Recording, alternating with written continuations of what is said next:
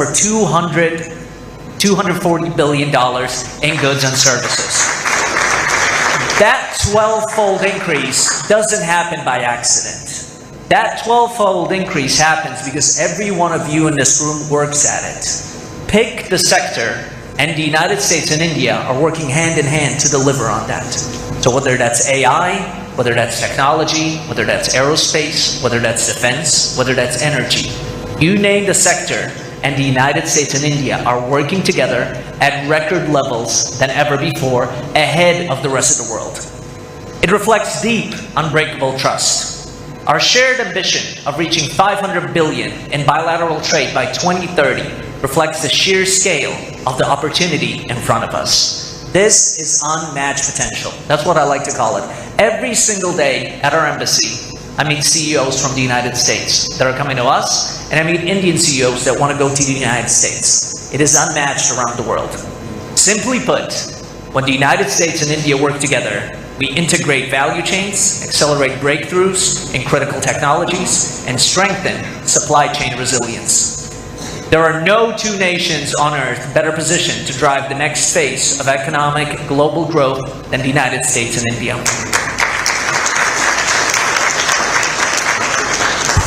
President Trump trusts India, and he has invested heavily in this relationship from day one.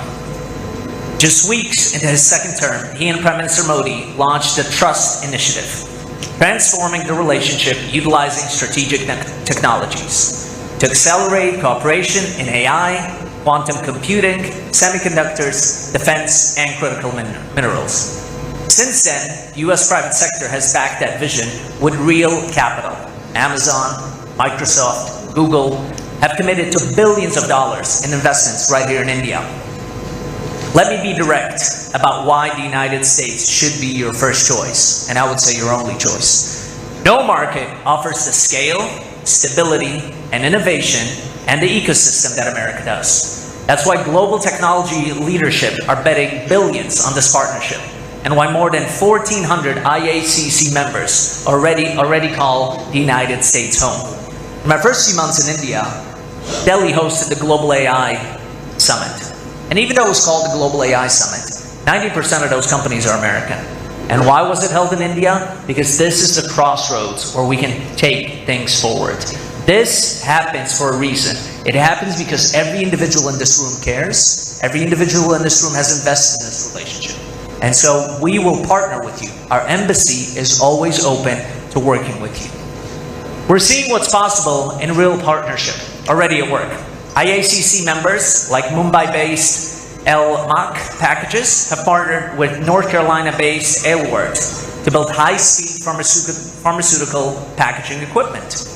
Chennai's Sanmar Group has sustained decades-long partnership with American firms like Flowserve, Emerson, and Cabot, proof that the US and Indian firms can rely on each other.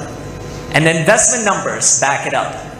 Every single year in the United States, all the embassies compete to bring investment to the United States.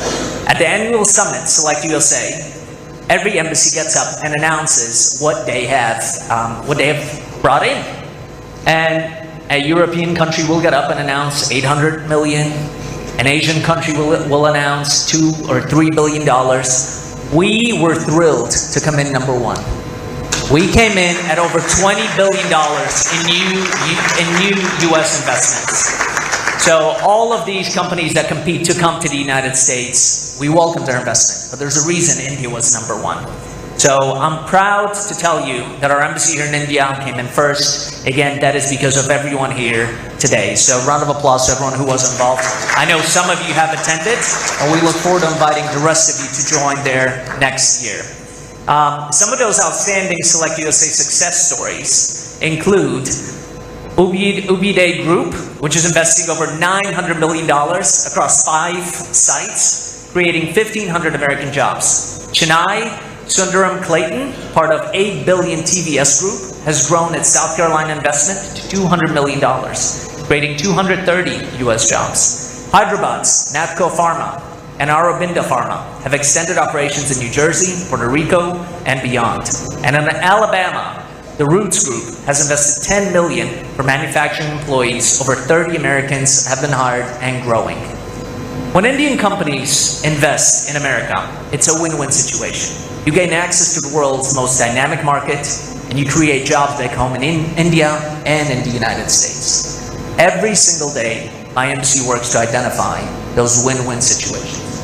Every single day, we see real opportunities that do not exist, frankly, in other embassies. I'm friends with a lot of other ambassadors around the world, and I know every single one of them individually because I recommended a lot of them to the president before they got their positions. And I have ambassadors that call me from other places, I'm not going to mention where, but in Europe, and they say, "Are you bored?" I said, "Am I bored? I don't have enough hours in the day." And I can't imagine being in one of those places. I'll give you an example. Last week, in one day, I had Meta, I had the CEO of Netflix, and I had the CEO of Rolls-Royce. And that's all before noon. That's a typical day for us. This relationship has unbelievable and incredible potential. To unleash the full power of this economic engine, we must address friction points together as true partners. We need predictable taxation and regulatory frameworks that allow business to thrive. We need candid, trust-based engagement on export controls and technology flows. And we need rock-solid intellectual property protections, giving every innovator in this room the confidence to invest, create, and scale without fear. Quite often, I meet companies from around the world that ask me, "My IP has been stolen. I want to move my company to India. Is it safe here?" And resoundingly, our answer has been yes, because we do trust India. The reason we get 40% of our generic pharmaceuticals from India, that's an incredible number, it's because we trust India. There's a reason we're working on energy at unprecedented levels. Our LNG, our LPG is up 40% in imports and exports from last year, because we trust India. So here's my ask of every company in this room. If you're weighing your next overseas investment, choose the United States. Bring your greenfield project, your R&D center, your manufacturing line to American soil, and let my team help you get there. You ready?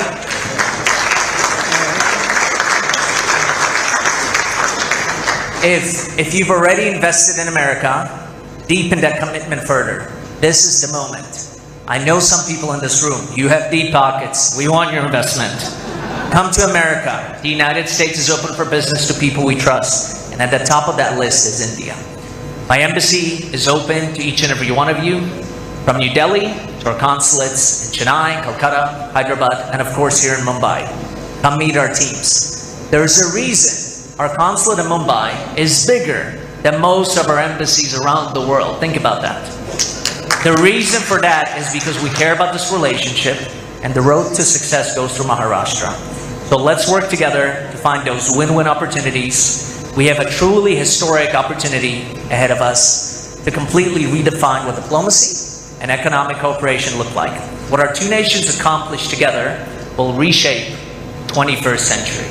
This is, without question, the most consequential global partnership in the world today. So let's stop just witnessing history.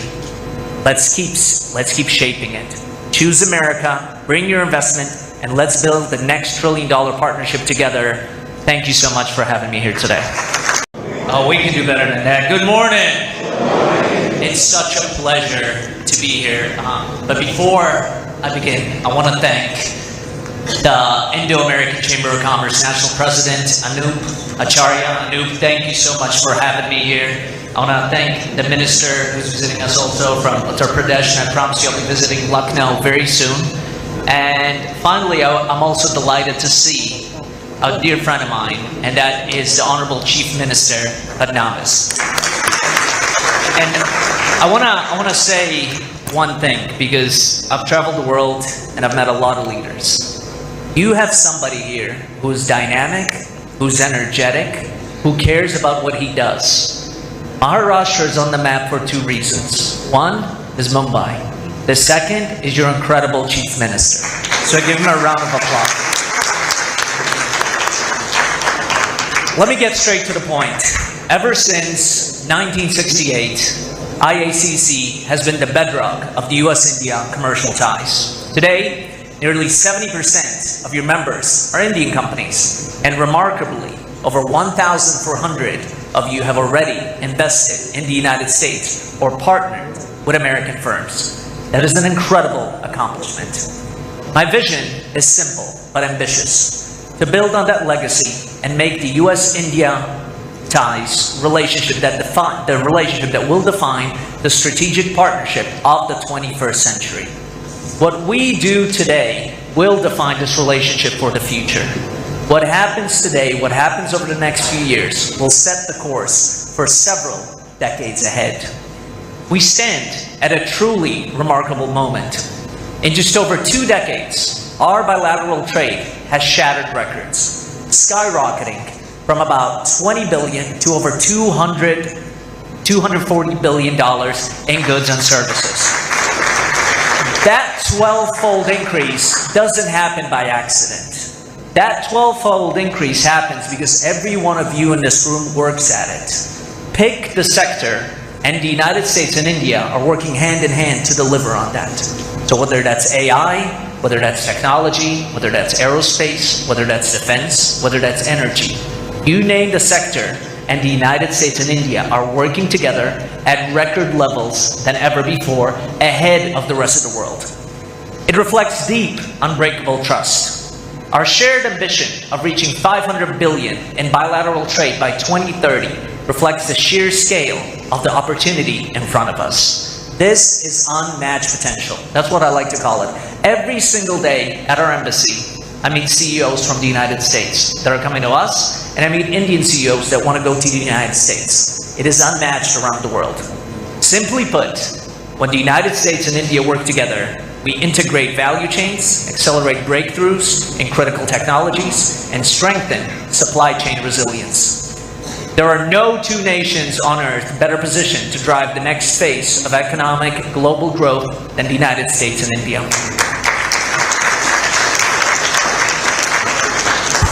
President Trump trusts India, and he has invested heavily in this relationship from day one. Just weeks into his second term, he and Prime Minister Modi launched the Trust Initiative, transforming the relationship utilizing strategic technologies to accelerate cooperation in AI, quantum computing, semiconductors, defense, and critical minerals. Since then, the US private sector has backed that vision with real capital. Amazon, Microsoft, Google have committed to billions of dollars in investments right here in India.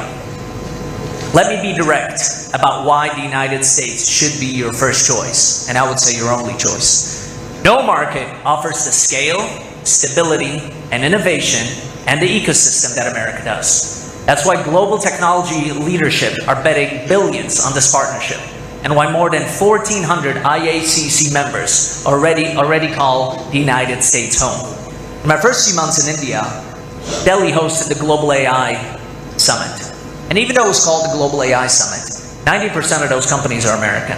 And why was it held in India? Because this is the crossroads where we can take things forward.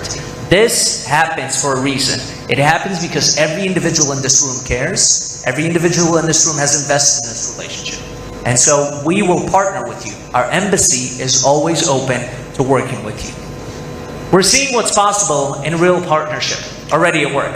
IACC members like Mumbai-based El-Mak Packages have partnered with North Carolina-based Aylward to build high-speed pharmaceutical packaging equipment.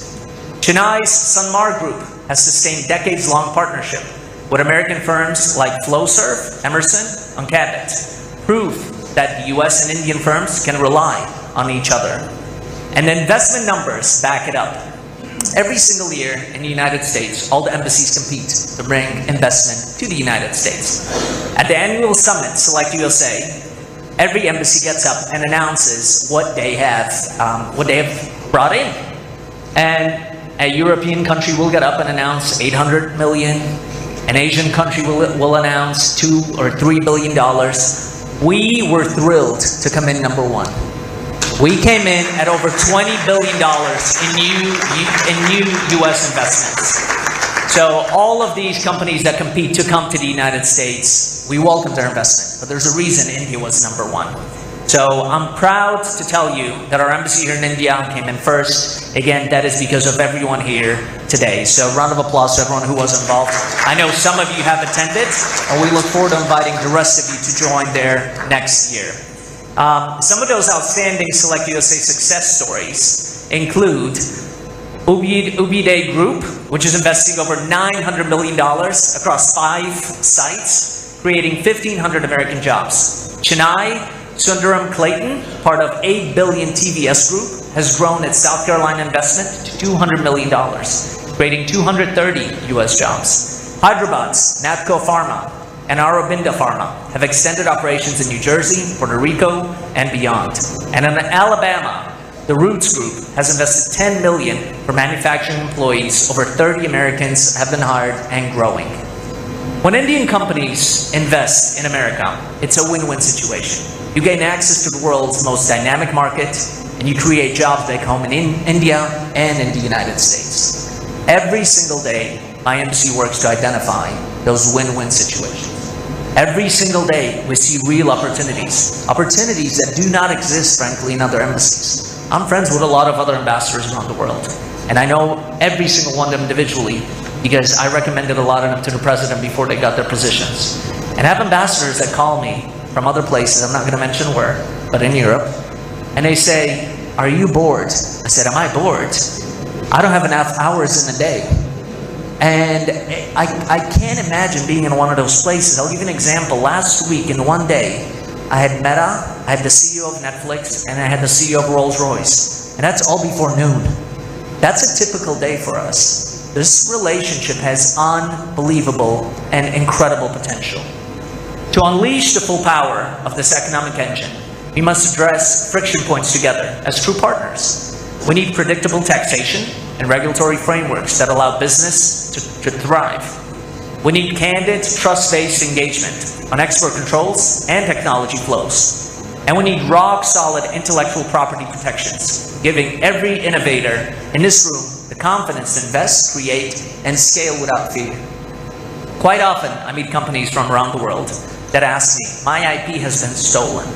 I want to move my company to India. Is it safe here?" And resoundingly, our answer has been yes, because we do trust India. The reason we get 40% of our generic pharmaceuticals from India, that's an incredible number. It's because we trust India. There's a reason we're working on energy at unprecedented levels. Our LNG, our LPG is up 40% in imports and exports from last year, because we trust India. So here's my ask of every company in this room. If you're weighing your next overseas investment, choose the United States. Bring your greenfield project, your R&D center, your manufacturing line to American soil, and let my team help you get there. You ready?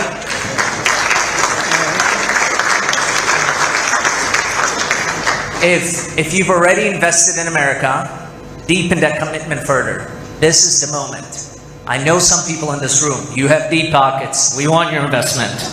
Come to America. The United States is open for business to people we trust. And at the top of that list is India. My embassy is open to each and every one of you, from New Delhi to our consulates in Chennai, Calcutta, Hyderabad, and of course here in Mumbai.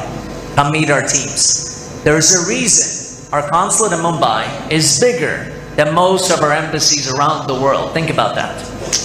The reason for that is because we care about this relationship, and the road to success goes through Maharashtra. So let's work together to find those win-win opportunities. We have a truly historic opportunity ahead of us to completely redefine what diplomacy and economic cooperation look like. What our two nations accomplish together will reshape the 21st century. This is, without question, the most consequential global partnership in the world today. So let's stop just witnessing history. Let's keep shaping it.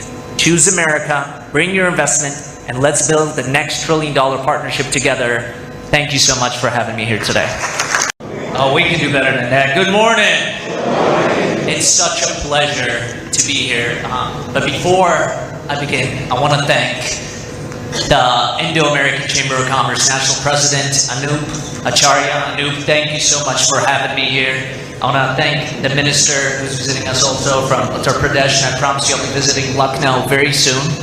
And finally, I'm also delighted to see a dear friend of mine, and that is the Honorable Chief Minister Fadnavis. And I wanna say one thing, because I've traveled the world and I've met a lot of leaders. You have somebody here who is dynamic, who's energetic, who cares about what he does. Maharashtra is on the map for two reasons. One is Mumbai.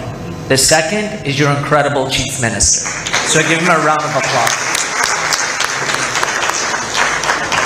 Let me get straight to the point. Ever since 1968, IACC has been the bedrock of the US-India commercial ties. Today, nearly 70% of your members are Indian companies, and remarkably, over 1,400 of you have already invested in the United States or partnered with American firms. That is an incredible accomplishment. My vision is simple but ambitious: to build on that legacy and make the US-India ties relationship that will define the strategic partnership of the 21st century. What we do today will define this relationship for the future. What happens today, what happens over the next few years, will set the course for several decades ahead. We stand at a truly remarkable moment. In just over 2 decades, our bilateral trade has shattered records, skyrocketing from about $20 billion to over $240 billion in goods and services. That 12-fold increase doesn't happen by accident. That 12-fold increase happens because every one of you in this room works at it. Pick the sector, and the United States and India are working hand in hand to deliver on that. So whether that's AI, whether that's technology, whether that's aerospace, whether that's defense, whether that's energy, you name the sector, and the United States and India are working together at record levels than ever before, ahead of the rest of the world. It reflects deep, unbreakable trust. Our shared ambition of reaching $500 billion in bilateral trade by 2030 reflects the sheer scale of the opportunity in front of us. This is unmatched potential. That's what I like to call it. Every single day at our embassy, I meet CEOs from the United States that are coming to us, and I meet Indian CEOs that want to go to the United States. It is unmatched around the world. Simply put, when the United States and India work together, we integrate value chains, accelerate breakthroughs in critical technologies, and strengthen supply chain resilience. There are no two nations on earth better positioned to drive the next phase of economic global growth than the United States and India. President Trump trusts India, and he has invested heavily in this relationship from day one. Just weeks into his second term, he and Prime Minister Modi launched the Trust Initiative, transforming the relationship utilizing strategic technologies to accelerate cooperation in AI, quantum computing, semiconductors, defense, and critical minerals. Since then, the US private sector has backed that vision with real capital. Amazon, Microsoft, Google have committed to billions of dollars in investments right here in India. Let me be direct about why the United States should be your first choice, and I would say your only choice. No market offers the scale, stability, and innovation, and the ecosystem that America does. That's why global technology leadership are betting billions on this partnership, and why more than 1,400 IACC members already call the United States home. In my first few months in India, Delhi hosted the Global AI Summit. And even though it was called the Global AI Summit, 90% of those companies are American. And why was it held in India? Because this is the crossroads where we can take things forward. This happens for a reason. It happens because every individual in this room cares. Every individual in this room has invested in this relationship. And so we will partner with you. Our embassy is always open to working with you. We're seeing what's possible in real partnership already at work. IACC members like Mumbai-based LMAC Packages have partnered with North Carolina-based Aylward to build high-speed pharmaceutical packaging equipment. Chennai's Sanmar Group has sustained decades-long partnership with American firms like Flowserve, Emerson, and Cabot, proof that the US and Indian firms can rely on each other. And the investment numbers back it up. Every single year in the United States, all the embassies compete to bring investment to the United States. At the annual summit, Select USA, every embassy gets up and announces what they have brought in. And a European country will get up and announce 800 million. An Asian country will announce $2 or $3 billion. We were thrilled to come in number one. We came in at over $20 billion in new US investments. So all of these companies that compete to come to the United States, we welcome their investment. But there's a reason India was number one. So I'm proud to tell you that our embassy here in India came in first. Again, that is because of everyone here today. So round of applause to everyone who was involved. I know some of you have attended, and we look forward to inviting the rest of you to join there next year.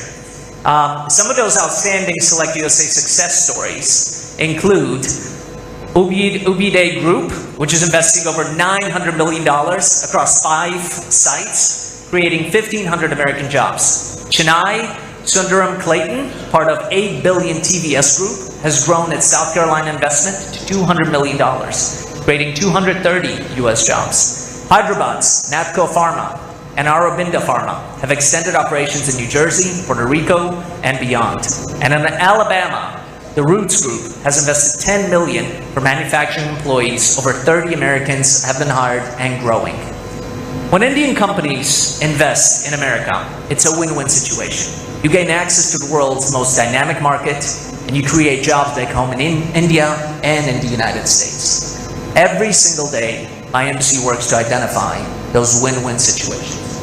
Every single day, we see real opportunities that do not exist, frankly, in other embassies. I'm friends with a lot of other ambassadors around the world, and I know every single one of them individually because I recommended a lot of them to the president before they got their positions. And I have ambassadors that call me from other places, I'm not going to mention where, but in Europe, and they say, "Are you bored?" I said, "Am I bored? I don't have enough hours in the day."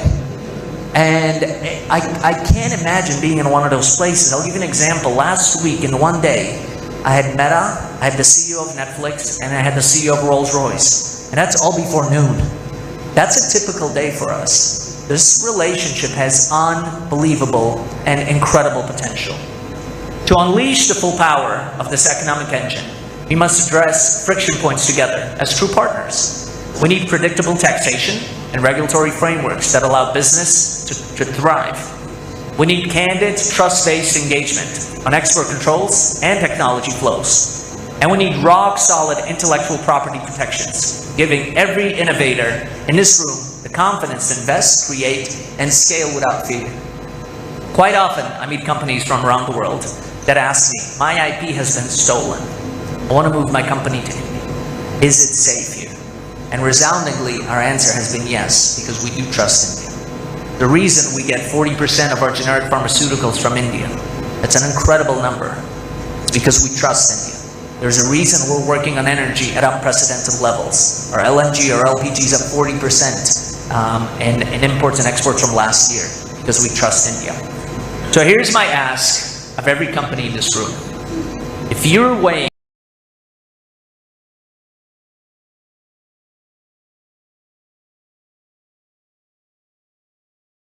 We're really excited about some of the new capabilities we are releasing. The easy way to think about our Galaxy Watch 9 is the hidden signals.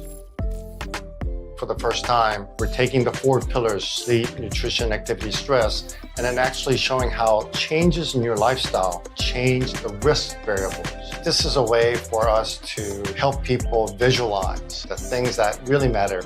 We have the responsibility, but also the opportunity to make an impact. Equity indices built on opinions?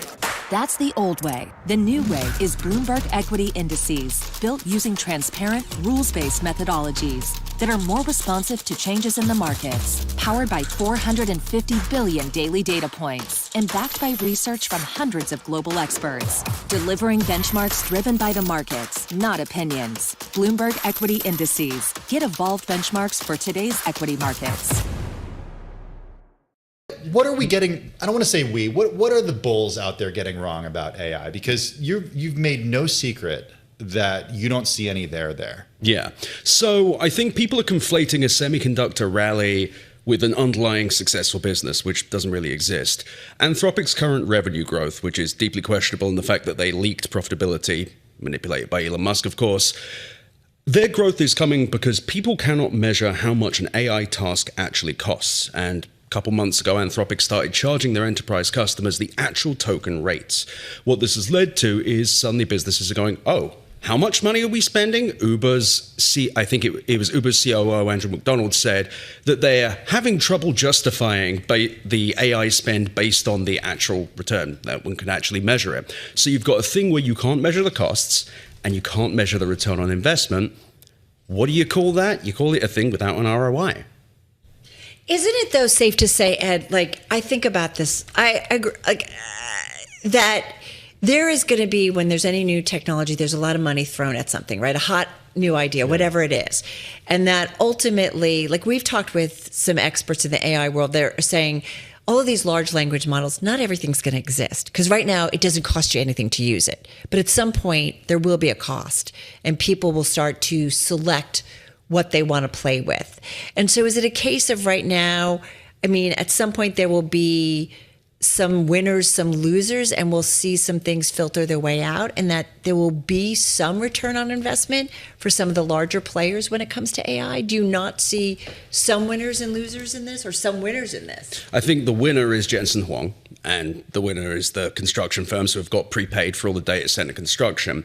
Maybe Sam Altman and Dario Amodei who've become billionaires through this. But when it comes to the actual businesses, you can't find anyone who can measure the ROI because you can't do it. So when it comes down to the model companies themselves, they're all horrifyingly unprofitable. I think OpenAI lost like $20-something billion last year. Anthropic's probably not far behind this. And we don't have access to their books. Of course. But this is once based they on file for an IPO. Yeah, and that's the thing. When we see these S1s, I think it's going to be kind of a massacre, because I think that people have this view that these companies are becoming more profitable or even have a path to profitability, and they don't have one. But, you know, somebody could say, and Carol, we talk about this all the time, Amazon for years didn't really have profits. Well, that's the thing. Now though. It's a behemoth, and now it's a, you know, then AWS came along, and now it's this juggernaut that, you know, has made a lot of people very wealthy. But the thing with Amazon is between 2003 and 2017, Amazon Web Services, actually all Amazon CapEx,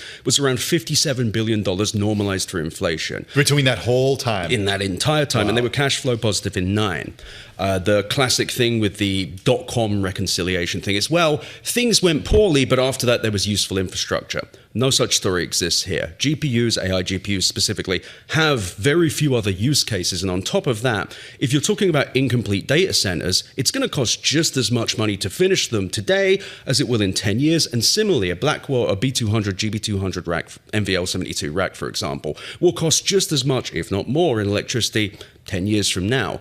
There is no pick up and fix this story. Perhaps there'll be some on-device large language model use, but we are talking an industry that has absorbed over $1 trillion in the last 3 years. The media attention from everyone, and these continual stories about the magic of AI. But when you say, hey, is it making any money? They go, oh, no.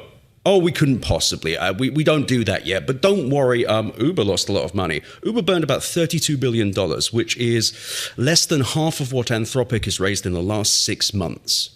So I think it's safe to say there's a lot of smart investors who are in this, smart companies who are in it, right? I mean, pick your big hyperscaler. They obviously want to be around for a long time. So I'm just like, how do you explain their bets on all of this? So I have this theory called the .com bubble, which is the hyperscalers are out of hypergrowth ideas. We haven't had a new iPhone. We haven't had a new cloud computing. We haven't really had a new platform that would turn into the next Google search or Amazon Web Services. So they thought that large language models were going to be the panacea, that they were going to be creators of API growth, that they were going to be the new infrastructure play, load up the GPUs, sell access to everyone.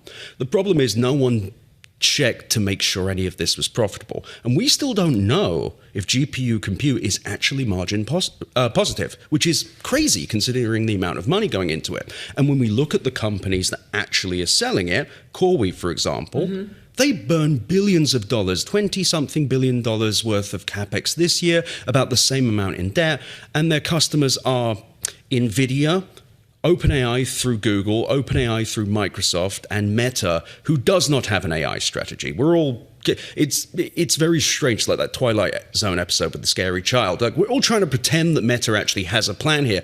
They don't have one. So is Apple kind of smart? Because we've talked with our Mark Gurman about this. Have they kind of been relying on Google, right, and Gemini, and not necessarily doing And they're that not big doing spend? any capex on. No, exactly. Well, I think what happened with Apple is they released Apple Intelligence, which may be the largest scale anti-tech radicalization in history. My non-tech friends, I've heard nothing about AI from them. Moment Apple Intelligence comes out, they're like, this is the worst thing I've ever used. And I think that made Apple go, maybe not. Maybe we should take a step back. But their capex is minimal. They're spending about as much in capex, ironically, as Amazon was spending on AWS way back when. So I think Apple is cautiously holding back and kind of absorbing the headline after headline, the ridiculous headline of Apple's behind in AI. Behind in a losing proposition, more like. We're speaking with Ed Zitron. He's the founder and CEO of Easy Primary Research. He's got the Better Offline podcast. He writes the Where's Your Ed at newsletter. Ed, just so everybody's aware, do you have skin in the game? Are you shorting any of these companies? Do you have a financial interest in what you're talking about? I invest in words. I love doing the newsletter I do. I think I'm spreading a great deal of financial literacy and of how to pull apart the narratives of these companies. But no, I don't, because the market is irrational. And the market is inherently invested in something that I think is destructive, especially the SpaceX IPO. And OpenAI and Anthropic should not be allowed to go public. They are dangerous, lossy companies that are going to be added to indices that will sink 401ks. You know, it's interesting that you say this, because I got a text on a group chat today from a friend of mine who's like not happy about the idea that he's, as an index fund investor, he's going to be forced to have to buy SpaceX, for example, which is the sort of the subject of yesterday's big take. Everybody should check it out on the Bloomberg terminal. There's a lot we want to get to with you. We only have a couple more minutes. You got to come back and do some more with us. Before you go, what happens if markets? You said markets are irrational right now. If markets become efficient, and I think a lot of people think markets are efficient. If markets view this the way that you're viewing this, what are the repercussions of that bubble bursting? I think the majority of gains based on AI success are going away. I think the neo clouds like Iron, CoreWeave, Cypher Mining, and TerraWolf as well, all of them, perhaps not going to zero, but they're going to be shells of the corporations they used to be.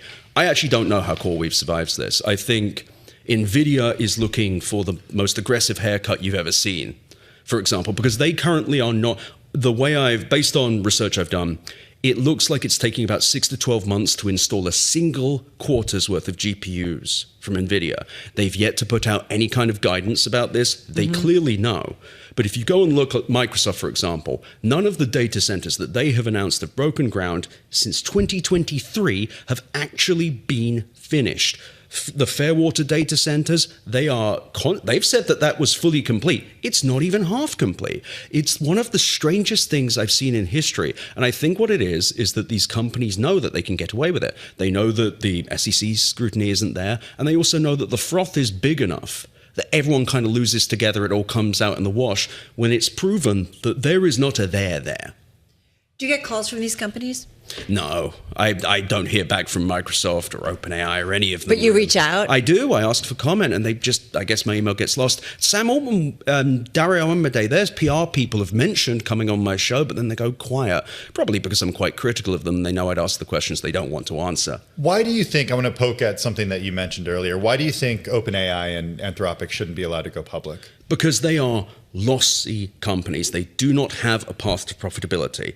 Anthropic, they leaked, or however, that they were profitable. They were profitable in 2 months when Elon Musk, they gave them a discount on their compute through SpaceX.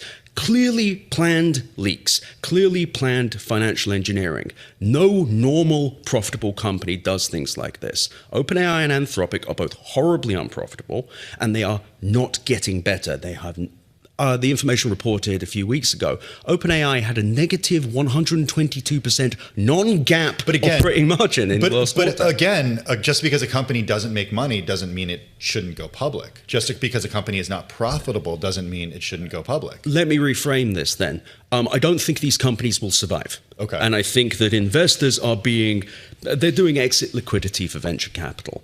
And I think that these are dangerous, unstable, companies that have faced basically no real scrutiny for most of the years of their investment, you have journalists and analysts who are actively cheering them on. This is a dangerous precedent, and it's a dangerous thing for retail investors who are being conned by this.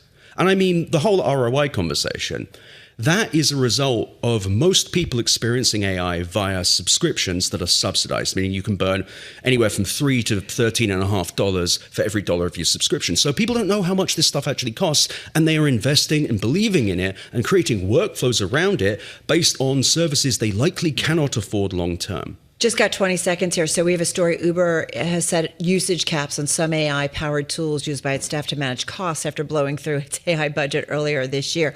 We're going to increasingly see these stories, in your view? Yes, we will. And we've already heard a similar story coming out of Walmart. I think Bloomberg reported yesterday.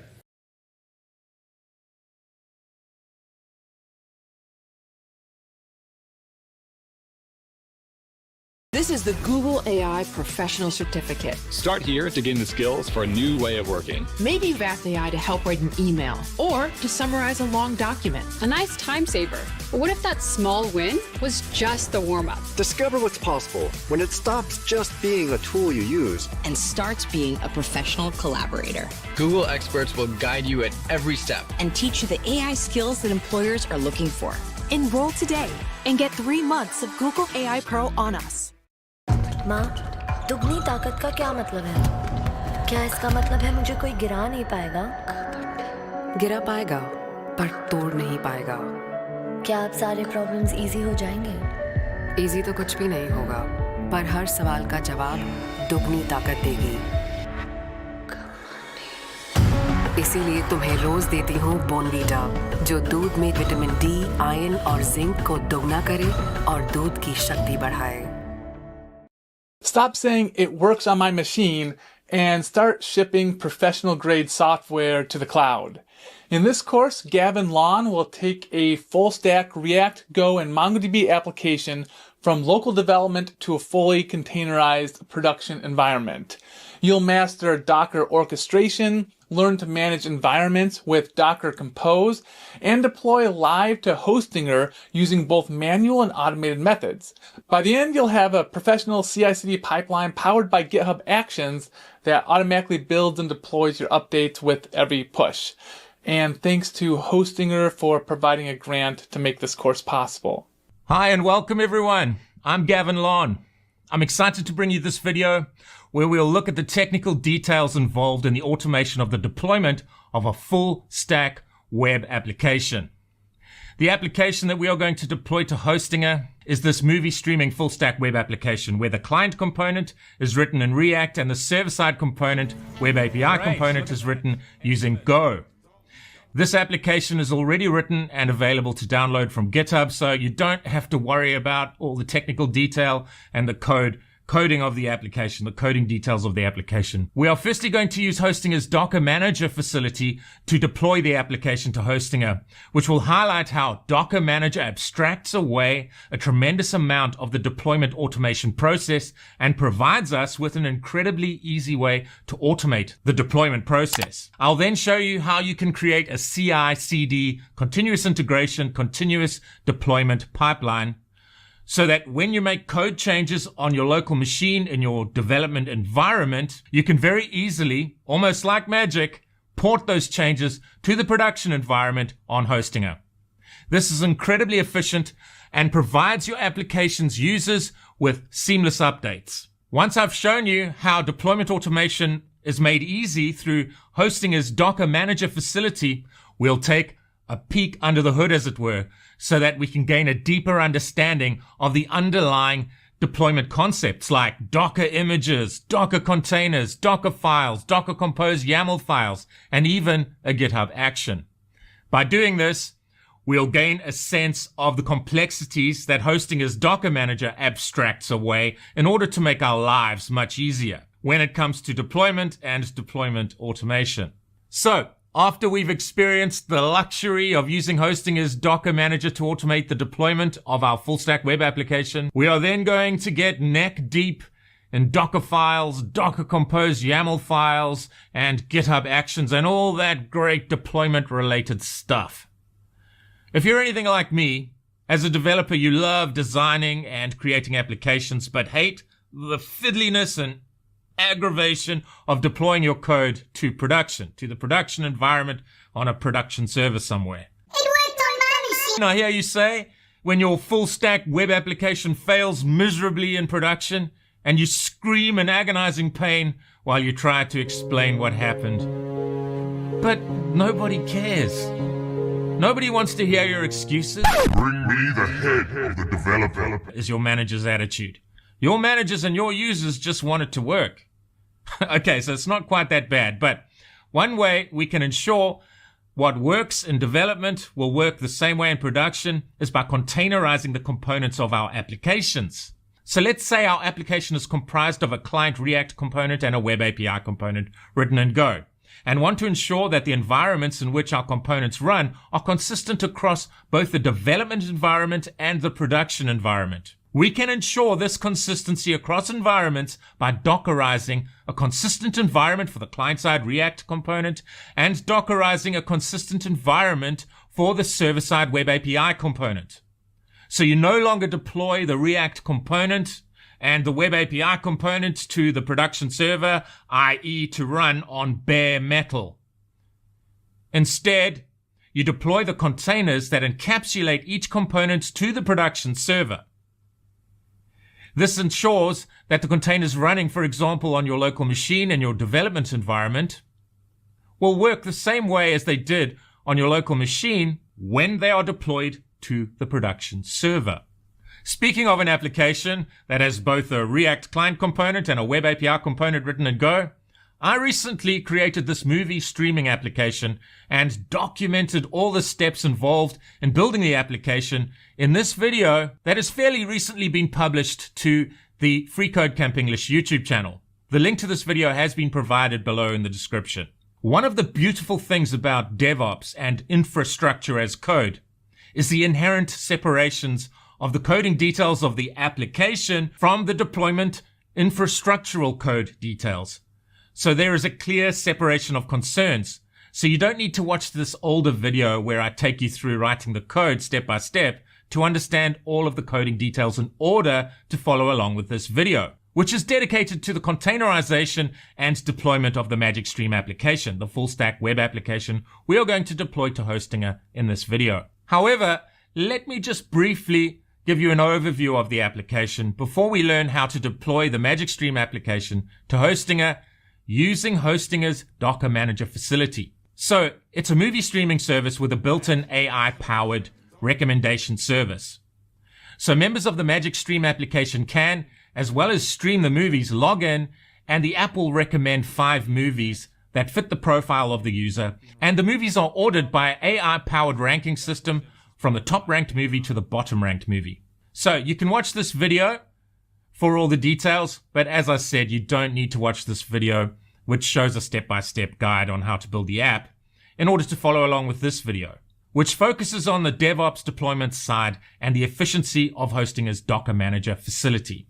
So there is a clear separation of concerns between DevOps and development. This means you can have one team focusing on development and another entirely separate team or individual focusing on the automation and management of deployment. The developers don't need to know the details of the deployment automation code, the infrastructure as code, and the DevOps team or individual does not need to know the details of the code that makes up the application. However, as developers, I'm going to suggest that it's going to make you way more marketable as a developer to have at least a basic DevOps knowledge.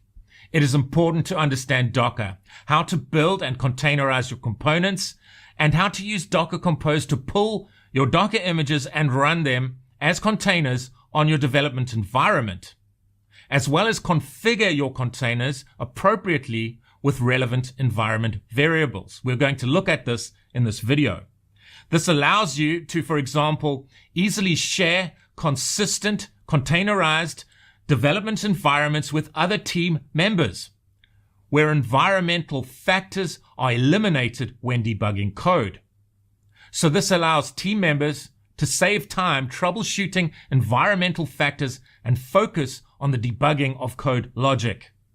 So containerizing your components ensures a consistent environment for developer team members and also a consistent environment across teams. For example, the testing team. So the developer team and the testing team have consistent environments from which to work. And as discussed, it also effectively and efficiently ensures the application's environment is consistent across staging and production servers. So let's start by looking at how efficient and easy deployment automation is made through the use of the Docker Manager facility provided by Hostinger. Tide का 2x deep clean power अब liquid में भी नया Tide power jail जो निकाले चिपकू दाग और दे बेहतरीन खुशबू अब सिर्फ 139 रुपए में। Do you know data analysts earn about 50% higher salary than IT employees? Yes, it's true. Also, data analysts are high in demand with millions of job opportunities. Interested? Check out the Certified Data Analyst program. Talk to Datamites for details. If data analytics, then Datamites.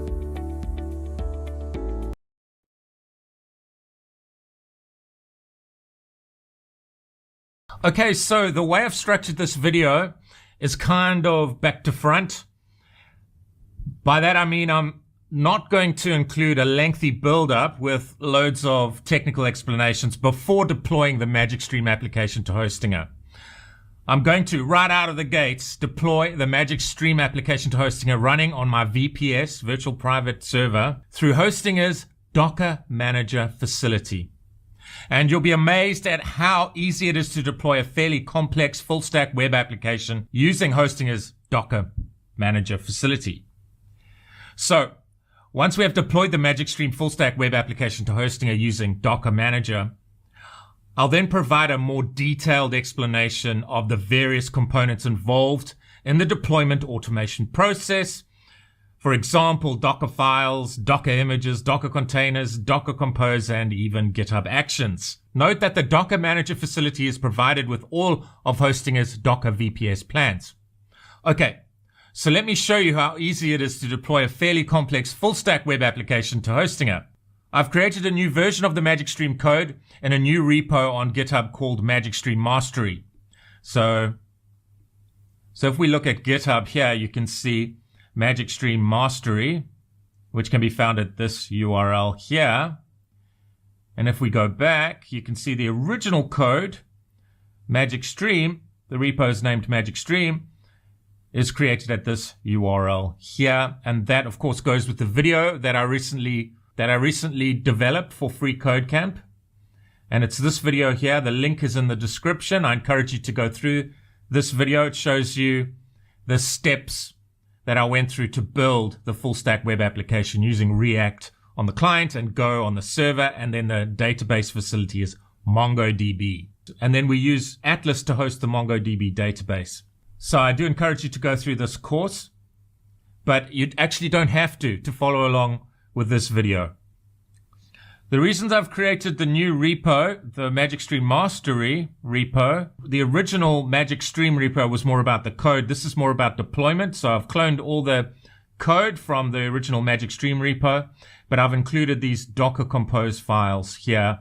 And the one that is important to us here is just docker-compose.yaml here.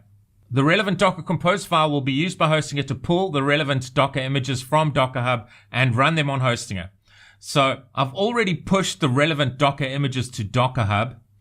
One image that defines the infrastructure for the Docker container that encapsulates the React functionality, the front-end functionality for the Magic Stream application, and the other image that defines the infrastructure for the Docker container that encapsulates the server-side functionality. The server-side functionality is denoted by a Web API component written in Go. I would encourage you to check out this free course, but as I say, you don't actually need to go through this course to follow along with this video, but it will give you more of a background into how this application was developed. So you don't have to follow along with this video, but if you want to see a detailed demonstration of how I built this application, please check out the video. The link has been included in the description. This is the repo from where we'll deploy the Magic Stream application to Hostinger. You can see we have the Docker file. If we go into Magic Stream client, we have this Docker file .prod file here within the React component code, this Docker file.prod defines the infrastructure for the Docker container that encapsulates the React functionality, the front-end functionality. And if we go into the server component, you can see we have a file of the same name. This Docker file.prod file defines the infrastructure for the Docker container that encapsulates the Web API server-side functionality, which has been written in Go. Then if we go to the root, which is here, we have this docker-compose.yaml file. Here, this file automates pulling the latest version of the relevant images, configuring the relevant environment variables, and launching the relevant Docker containers, which will be done on Hostinger. So let's deploy the Magic Stream application to Hostinger by simply pointing Docker Manager at the relevant docker-compose.yaml file contained within the Magic Stream mastery repo and clicking the deploy button. So I'm going to log on to Hostinger. So let's go to my account here. I'm just going to log on.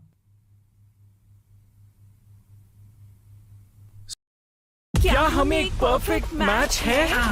एक perfect match. एक second, head and shoulders, तुम्हें dandruff है? नहीं तो, क्योंकि मैं head and shoulders का नया एक्टिव क्लेंस यूज करता हूँ। इसमें है 2x एक्टिव डेपोजिशन, जो छोटे से छोटे फ्लेक्स भी निकाले, क्योंकि प्यार में स्पार्क्स होने चाहिए, फ्लेक्स नहीं। दादू, ये देखिए, रूपाली की शादी के लिए earrings, bangles and a long chain, सब न्यू। और नेकलेस? वो पुराने से काम चला लूंगी। I'll manage, दादू। अरे पर क्यों? जब सब कुछ नया और ट्रेंडी हो, तो नेकलेस पुराना क्यों? हर चीज एक साथ नई थोड़ी ना ले सकते हैं दादू। बिल्कुल हो सकती है। जब पुराना सोना हो, तो ख्वाहिशों को कभी रोकना नहीं चाहिए। वो पुराने नेकलेस को एक्सचेंज कर देती हैं। नए गहने, नए डिजाइन। कल्याण ज्वेलर्स पर अब पुराने सोने के एक्सचेंज पर 0 डिडक्शन और मेकिंग चार्जेस पर भारी छूट भी। So I've just logged on to Hostinger and I'm on the home page. You can see here at the bottom, this section with the header VPS. So this denotes my VPS. So this denotes my virtual private server installation right here. So to get to the Docker Manager facility where we'll be able to deploy the Magic Stream application to our VPS, let's click the Manage button here. Okay, I'm just going to skip this.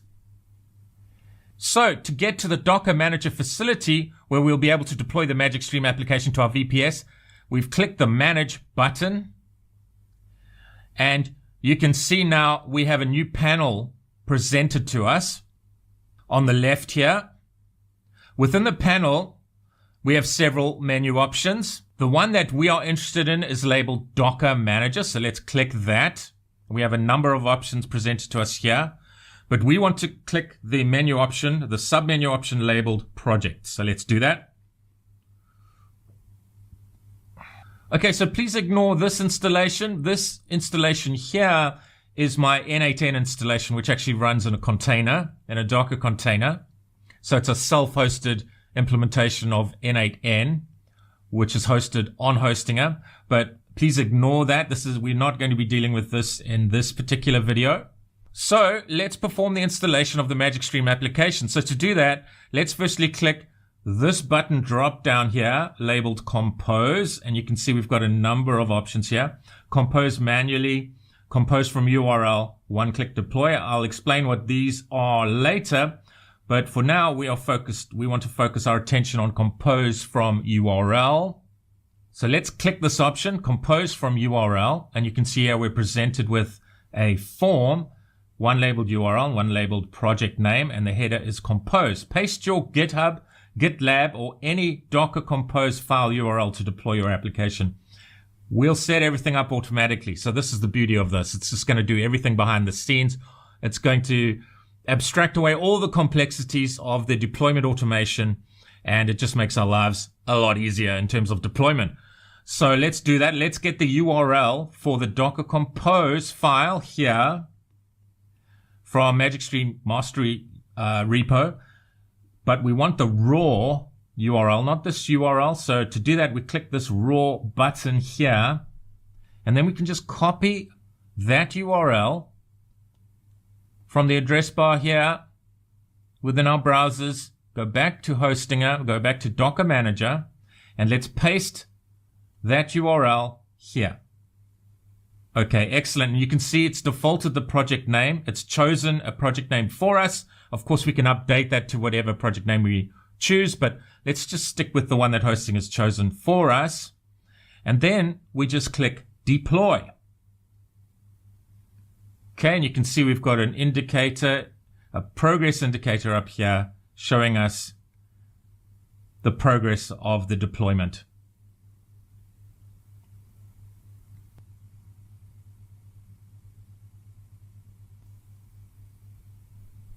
Great, and it's actually done that deployment. And you can see how we've got various options. If we click this, we can actually update the containers. We can stop and start the containers. We can view the logs, and we can delete them if we want. We can uninstall the containers, but let's view the logs here.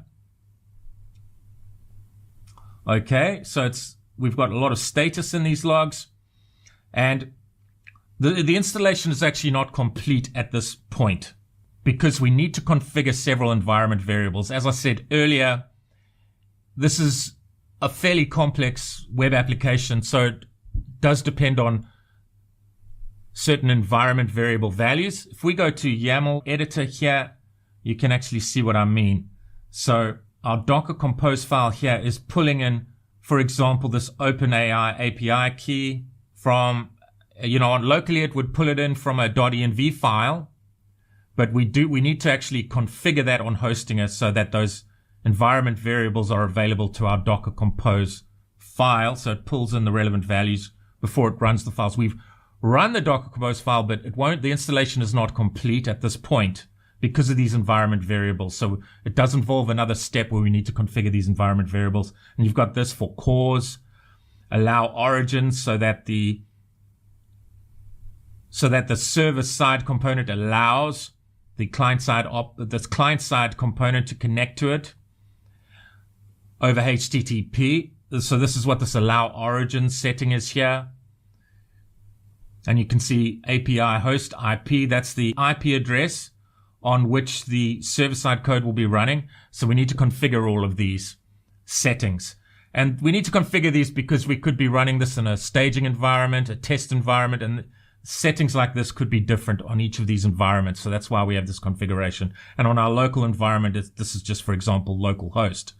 So it's configured as localhost in our local development environment. So we need to tailor this variable's value to the name of our VPS or the IP address of our VPS. Either one will work, but I'm going to use the name of the VPS, the virtual private server, my virtual private server in this particular case. And you'll see that in action in just a bit. So let's set up our environment variables. Okay, and you can see we've got our web container and our API container. So with this visual editor, this visual interface, we can set up our environment variables. You can actually add more containers here. You can edit the configuration of your existing containers. You can see the port that the client's running on is port 8081 mapped to port 80 because the relevant Docker file for the image exposes port 80. It's using Nginx. Nginx is actually hosting the client React component. So it's exposing port 80, and here we are mapping port 80 to port 8081. So this container will be listening on port 8081, and you can create volumes so that data can be persisted through volumes. And it depends, container dependencies, it depends on the API, the code written in Go, which is the other container. Let's go back here. Okay, and we're going to go to Visual Editor here, and we're going to add the environment variables, which will be pulled into the Docker Compose file before it runs Docker Compose. To make life easier for us, I've recorded the relevant environment variables here so that we can just copy and paste the relevant values into the relevant fields. So let's create our environment variables, and it's just a case of hitting environment here, plus environment, and the first one is called secret key. So let's copy that there, secret key, and its value is your secret key. And let's paste that there, and that's done. Let's go to the next environment variable, and this one is refresh token secret key. Let's paste that. The name is refresh token secret key. Let's paste that there. And let's paste its value here. And let's do this environment variable, OpenAI API key. And let's paste that here. That's the name of the environment variable. And this is the value. This is the API key. This won't be valid when you go through the course, by the way. So you will have to create your own OpenAI API key. That video, that's this video here. This video explains how you can go to OpenAI and get a valid API key. Okay. So I'm going to copy this API key to the relevant hostinger environment variable that we're setting up here. OpenAI _ API key. Got that there, and you can see its value if you click the I icon within the field. Anyway, let's plus environment, and let's do the API host IP. So this is the IP address, but we're using the name of the actual VPS here. You can use either the IP address, and you can find that value on Hostinger, the IP address of your VPS, but I'm using the name of my VPS, which will also work. So I'm going to paste that there. And then let's do allow origins. This is for cause, so that the server component, the Go code, the Go Web API component, allows the client, which is running on port 8081, to connect to it over HTTP. So let's paste that in there. And that is our environment variables done. And we can make sure that they are correct, can view them. And I think that's it. I think that's good. And I think we're ready now to deploy. And you know what? Now that we've set up the environment variables, you can actually see that it's just a case of clicking deploy. So it's a one-off setup where the most complicated part of it is really setting up the environment variables, which is dead simple. So the order of operations is you first connect to the relevant Docker Compose file, the YAML file hosted within your repo, and then it saves it to Docker Manager. So you can actually see it here, and you can even edit it. You can edit your file and do a subsequent install if something goes wrong. And you can see now our environment variables are there in the right panel. And now we're ready to deploy. And this is actually the last step. This is all it takes to deploy a fairly complex full stack web application. So if I hit deploy, you can see now it's deploying the application. And then any subsequent code changes, you could set up a CI/CD pipeline, and any subsequent code changes that you make, for example, on your local machine, your dev environment, now that you've done this one-off setup, it's just a case of hitting that deploy button. That's it. So it's deployed it successfully. And if we go to view logs, let's go to view logs. You can actually see what's happened there. You see it's listening and serving HTTP on port 8080. That's the Go code. And there's some status output for the client, and everything looks good here. And let's see if it's actually worked. Let's see if our application has been deployed. So let's open a new browser window here. I'm going to include my server name followed by port 8081 where the client is running, and click the enter key. Look at that. The application is running successfully. So let's log on. I've included some sample data within the database so we can log on automatically. So bobjones@hotmail.com, and the password is capital P. Password, and then 1 exclamation point. Let's log in. Excellent. And if we go to recommendations, you can see that these are the movies that have been recommended for Bob, and this recommendation service is powered by AI. Please check out this course for all the details. Okay. So that has been deployed successfully, and we could, test it further by watching a movie. Curious about AI? This is the Google AI Professional Certificate. Start with AI fundamentals, taught by Google experts. I'm going to walk you through the top things you need to know about AI. See how to make AI work for you. We'll show you how Gemini can be that creative partner for you so that you can think big and achieve your goals at work. Learn by doing with 3 months of Google AI Pro on us. You'll practice using AI with access to Google's most capable models. Ready to get started? Enroll today.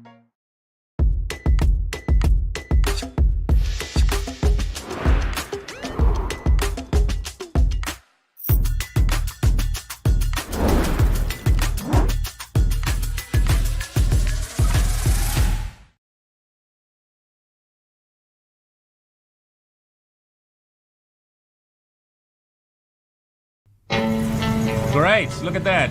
Excellent. Rick Dalton. Cool. There we go. Once Upon a Time in Hollywood. Excellent movie. All right. And they can now stream it from our Magic Stream service. That's awesome. Okay, let's go to the home page, and you can see all our movies here. And please note that if we go to the YAML editor, we can see the Docker Compose file here. Note that for the server-side container, we have a MongoDB _URI environment variable configured within the Docker Compose file, and that's pointing to a MongoDB database hosted on Atlas. So if you go to this course here, I do explain how you can create a MongoDB database on Atlas for free and import the relevant data. And the relevant data is actually included here within the Magic Stream repo. So if you go to the Magic Stream repo, you'll see, you can see here we've got Magic Stream seed data, and you can just import the relevant data. Each one of these files represents a collection within the MongoDB database, and you can just import the data from within those files, and then you'll get a similar display here of all the relevant movies, and you'll be able to play them and do everything else and log in as Bob Jones and test the application, play with the application yourself. Excellent. So we've deployed Magic Stream. That's all it took. I'll show you how this can actually serve us as a CI/CD pipeline now. Now that we've got our application installed, we could actually push a change to our Magic Stream repo. And this isn't the one I want. I want to go back now to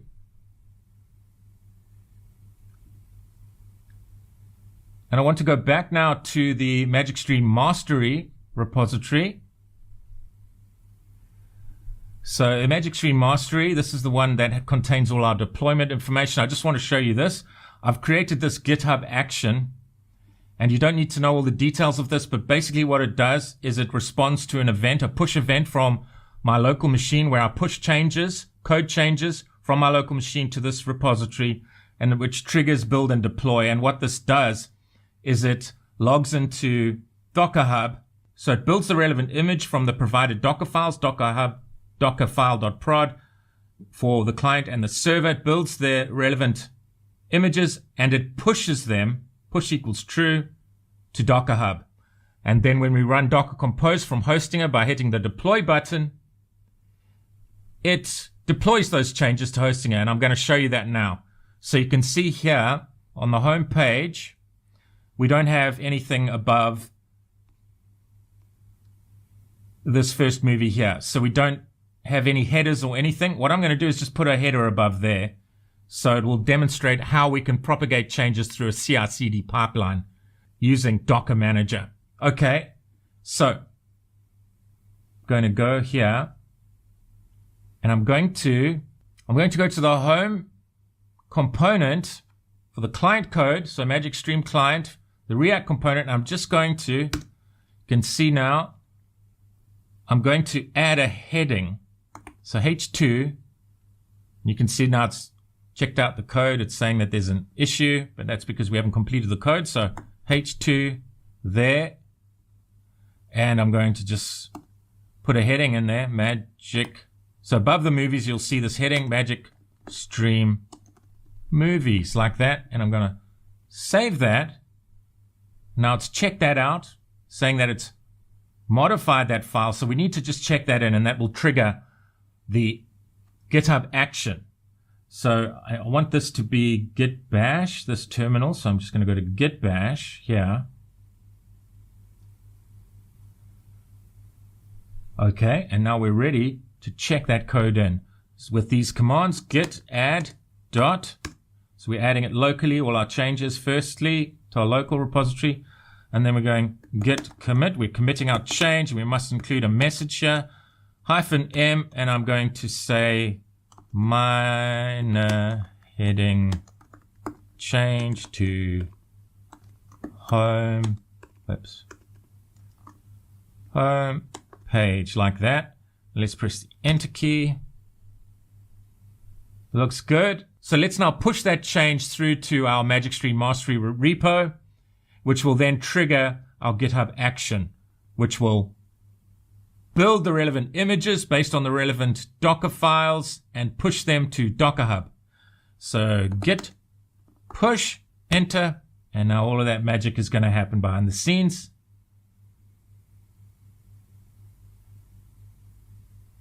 Excellent. And if we go to Magic Stream Mastery here, and we go to actions, we can actually see the progress. So you can see here the progress, minor heading change to home page. That was our message, our commit message. And this will spin around. And if it completes successfully, it will present us with a green tick. And if it doesn't complete successfully, it will present us with a cross, a red cross like that. So now we just have to wait for it to work its magic. Excellent.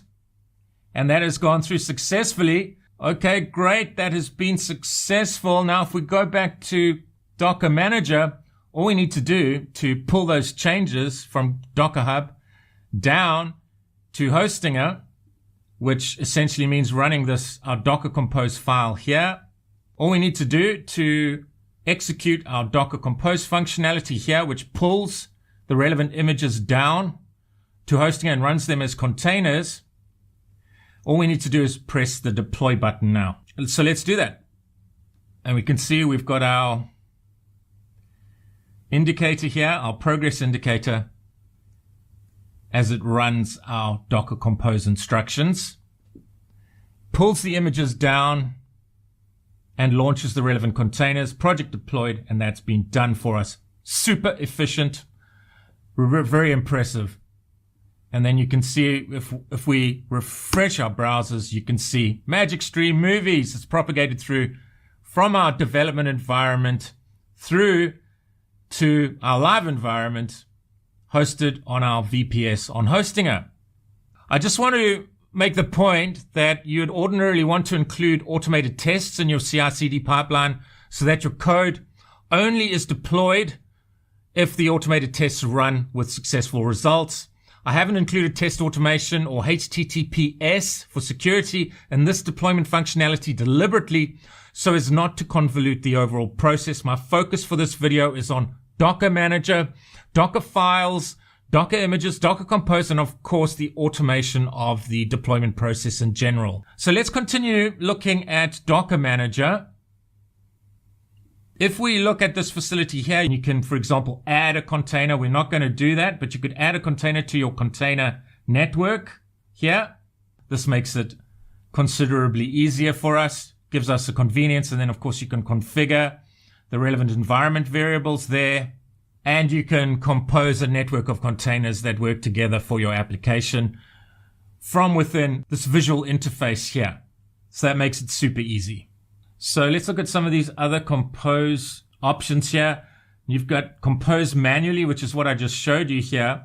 This provides you with a visual editor where you can actually add containers to your container network. You can see the workflow here. You've got YAML editor, and you can write your Docker Compose file for spinning up your relevant containers here. So it really is a convenient visual editor provided by Docker Manager on Hostinger.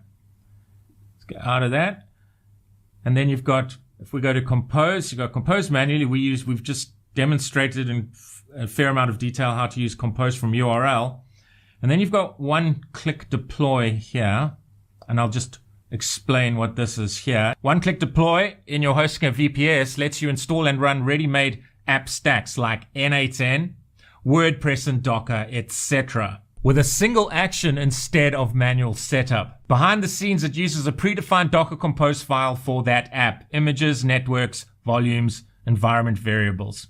Pulls the necessary Docker images and starts all containers automatically. Applies sensible defaults so you only adjust a few settings like domains, passwords, ports, instead of configuring everything from scratch. So now that we have deployed our app the easy way through Docker Manager, I'm going to show you how it could be done the hard way. So here we are going to go through building the Docker images from scratch. We'll build a Docker Compose file to run our containers on our local machines. We'll create a development version of the Docker Compose file where we can run our Docker containers in watch mode so that we can debug our code in real time with a hot reload feature. We'll create production versions of our Docker images and push them to Docker Hub. We'll create a production version of the Docker Compose file. We'll then perform a one-time setup on Hostinger using the terminal. You could actually go into a terminal here, which Hostinger provides us with, which is going to be a lot more difficult to do because you're actually running commands within a terminal rather than using a graphical user interface that Docker Manager provides us with. But I'm going to show you how to do that in the next section of this course because it will give you a deeper insight into Docker containers, Docker images, Docker Compose, and all the various under the hood functionality that occurs when deployment is automated. We'll then perform a one-time setup on Hostinger using the terminal provided to us on Hostinger, where we'll create a .env file that will contain the relevant environment variables. We'll then write a GitHub action that will run every time we push code changes from our local machine to GitHub. This allows us to make code changes and pipe these changes directly to the production environment on Hostinger from our development environment hosted locally. So the changes propagate through to live from our local development machine without causing any disturbance to the user. When the GitHub action is triggered, it will build the Docker images and push them to Docker Hub. Using SSH, our GitHub action will then pull the latest images from Docker Hub to Hostinger. The containers will then be launched on Hostinger and the old containers will be destroyed. So in effect, we'll create a CI/CD, continuous integration, continuous deployment pipeline. You'll just see how easy Docker Manager has made creating a CI/CD pipeline when we go through the steps using the terminal. I'll now demonstrate a more detailed, time-consuming way to do this so you can see how much time Hostinger's Docker Manager will save you when it comes to deploying your applications. But you'll also gain a deeper understanding of what is going on under the hood, as it were.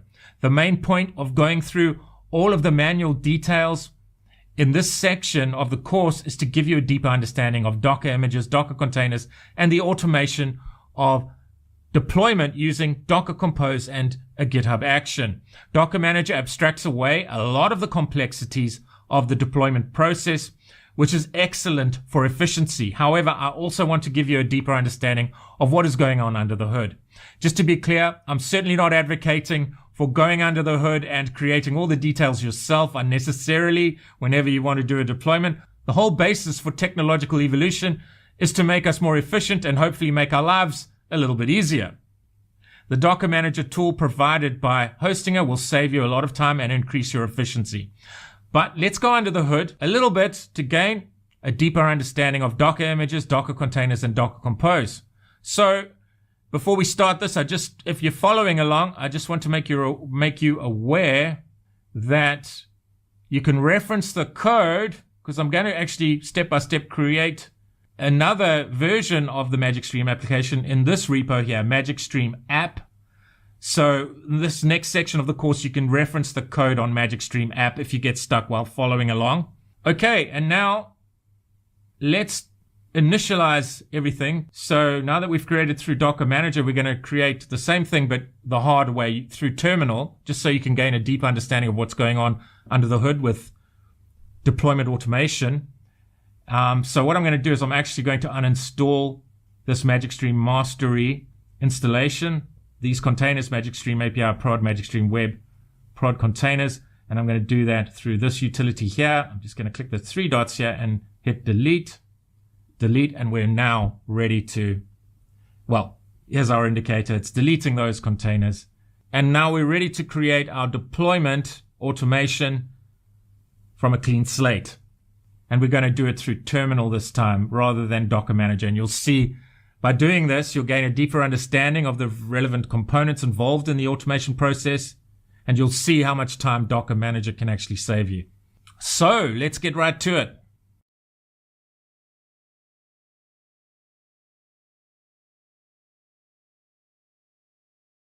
So the first thing we're going to do is we're going to navigate to GitHub.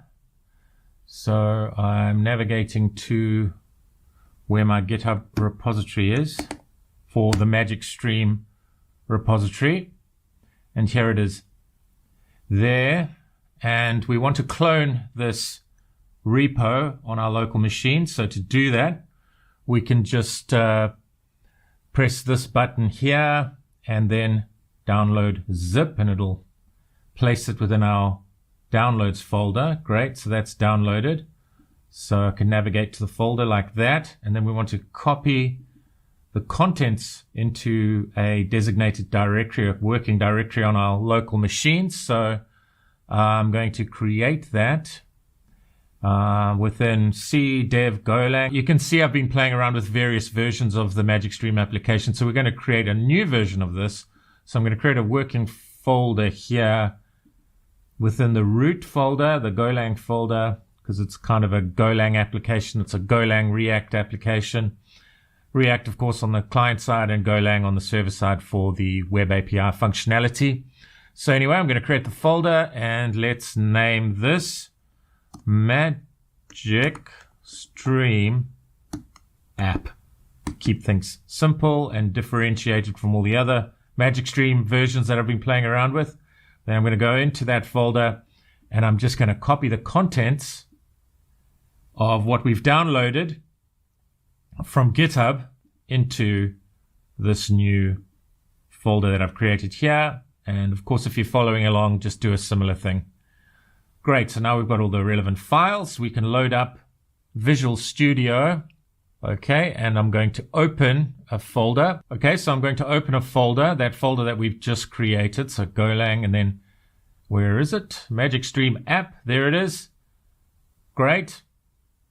And we want to open that. So we select the folder, and we're opening the application, the Magic Stream App application within Visual Studio. And it's of course very simple to load up a project within Visual Studio. And now we can get to work on our application so that we can run it within Docker containers. So firstly, you'll notice obviously we've downloaded the client here, and of course it doesn't have all the relevant Node modules. Of course, the React application relies on having Node installed for all the relevant dependency modules. And of course, that's not stored in the GitHub repository. So we want to run npm install. So let's go to our terminal, navigate to client, Magic Stream client. Oops, so it's Magic Stream client. Great. And then we want to run npm install to install all the dependencies. And this is, of course, so that we can firstly get the project working on our local machines before we containerize the relevant components. So containerize the React functionality as well as the Golang functionality.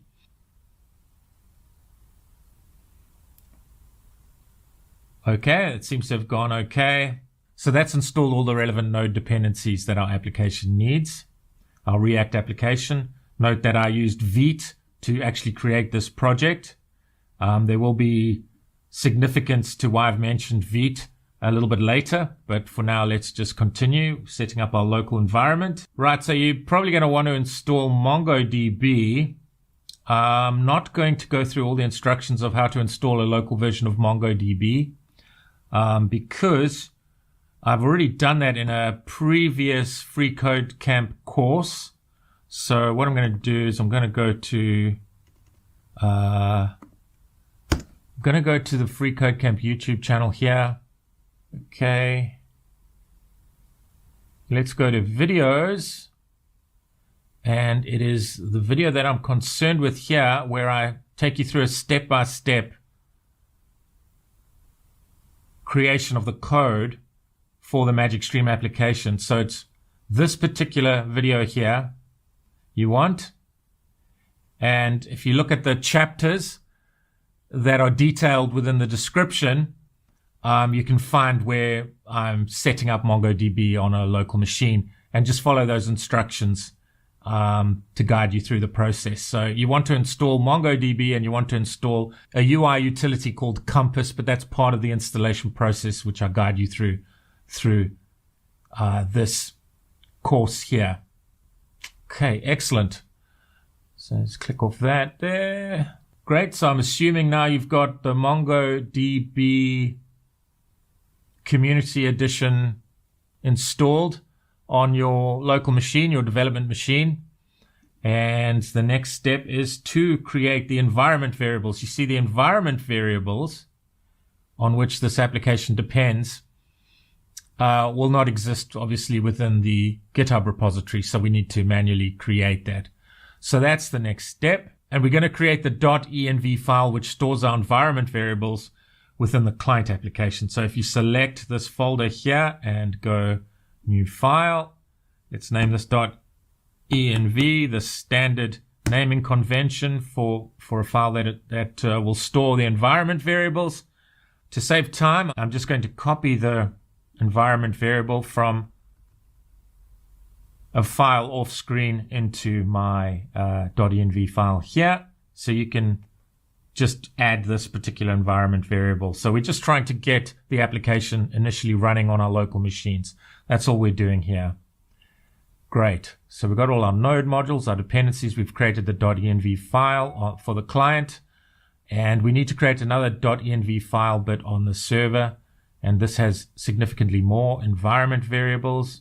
So anyway, so we do the same thing. We select the root of the server-side code here, and we hit this icon for new file, .env. And just to save time, I'm going to copy and paste these environment variables from a file I've got off screen here. So you can just essentially mimic what I've got here. And don't worry too much about this open AI API key field here. This will mean that you'll have to go to the OpenAI website and create yourself an access token. You'll have to create an account on the OpenAI website, and you will be charged, I think, $5 minimum just to get started, but your credits do last a long time, so it is worth it. And then you'll be able to use the AI features within the Magic Stream application. I'll explain this a little bit later, what I mean by this. So this is just my Open AI API key here. This won't be valid when you watch the video. So we've got all these environment variables configured here.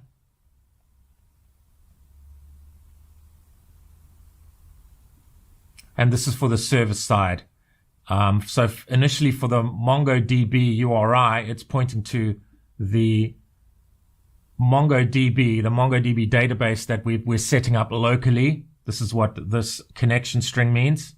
So it's going to connect actually from the container to a local version of the database that we're actually going to create now. But we actually want this one because we're going to run this locally first off. So that will connect. This is the connection string appropriate to connecting from a container, a Docker container, from the Go component stored in a Docker, running within a Docker container, to a local instance of a database that we're going to create now that will run on your development machine. So, and this is just the local connection string because we're going to be running it locally, but we'll use this connection string in the next step, but I'll elaborate on that when we get there. So MongoDB URI equals to that there. And now we can load up Compass, which provides us with a UI so that we can create MongoDB databases, manipulate the data, import data, etc. So this is Compass here, and you can see I'm connecting to this instance of MongoDB, and you can see I've created several databases, and this is the Magic Stream database that we're going to create now, but we're going to create another instance of it. So if you just follow along with me here, let's hit the plus icon here, and our database, we want to call it Magic Stream app, like this. And the collection name, the first collection name will be movies. Okay, like that. And then we go create database. So we've got one collection at the moment, and we need to create these other ones here. So I'm going to do that quickly. I'm going to create another collection named genres. Excellent. Create another collection named rankings. And another collection named users. Like that. Excellent. And now we want to import the relevant data. So to import data, we can hit this button and we're going to import the genres first. Okay. So we can actually import them from this directory, but I'm going to take you to the new version that we created of the Magic Stream application in Magic Stream app there. And you'll see, because you've cloned the repository, you'll see a directory called magic-stream-c data. If you go into that, you can simply import the relevant data for each of the collections. So let's import genres.json. Excellent. Import. So genres has all the data for genres. You can see thriller, fantasy, western, all being imported. And then movies. This is the very important collection, contains all the movie information. It's a movie streaming application, so obviously the movies collection is extremely important. So anyway, let's double click on that. Import. So we've got all the movies information here. And let's import the rankings data here. Import. We've got all the rankings there. And then lastly, the users. These are just fake users I've set up, default users, so we can get started immediately and log on to the application. Bob Jones, Sarah Smith, just fictional made up users. Okay, so now we've got our database set up, the MongoDB database set up, and we've got all the collections populated with data. We've seeded the database.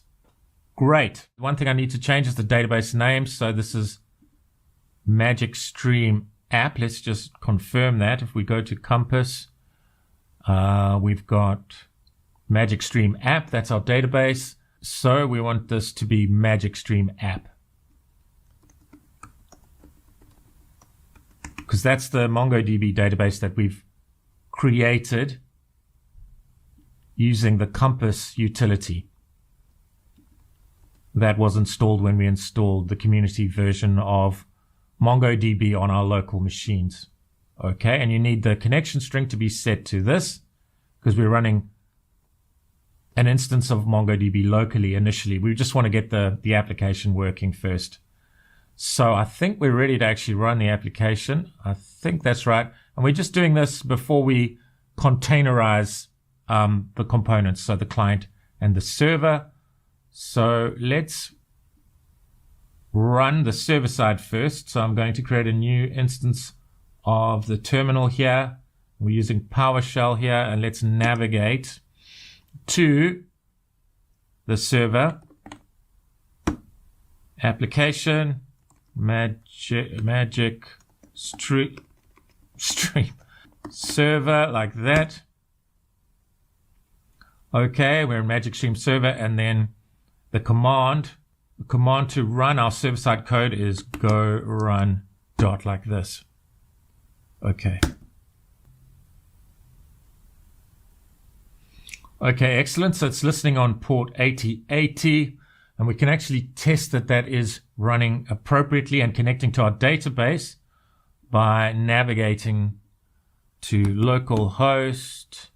We want port 8080 here, and then we want to test the movies endpoint and see if our data comes back. And you can see all our movies stored within our MongoDB database have been returned to us. That's the users. We want movies. So we've got The Shawshank Redemption, Once Upon a Time in Hollywood, etc.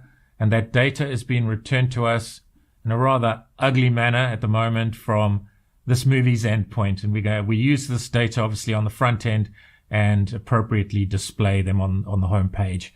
But we can see that a little bit later. But that is working. It's connecting to our database. We've got the Go code up and running. It's all looking good for our local environment. Okay, perfect. So let's go out of that. And we can stop running this by simply going Control C. So we're canceling out of that, clearing the screen, and then let's go back to the client folder here. And I don't know why I did that. I should have kept it running. Go run dot, because we want to run the client, and you can see all the movies displayed on the home page. So, right. Okay, it's listening on port 8080 again. Let's go back to the client and let's run the client. And its command for this is npm run dev, because I actually used Vite to create the React application, the React component for this application. So the appropriate command to run the React component is npm run dev. Press the enter key. Excellent. Okay, and it's listening at this location on our local machines. So let's go there. We go there, and now it should display all our movies for us, assuming nothing has gone horribly wrong.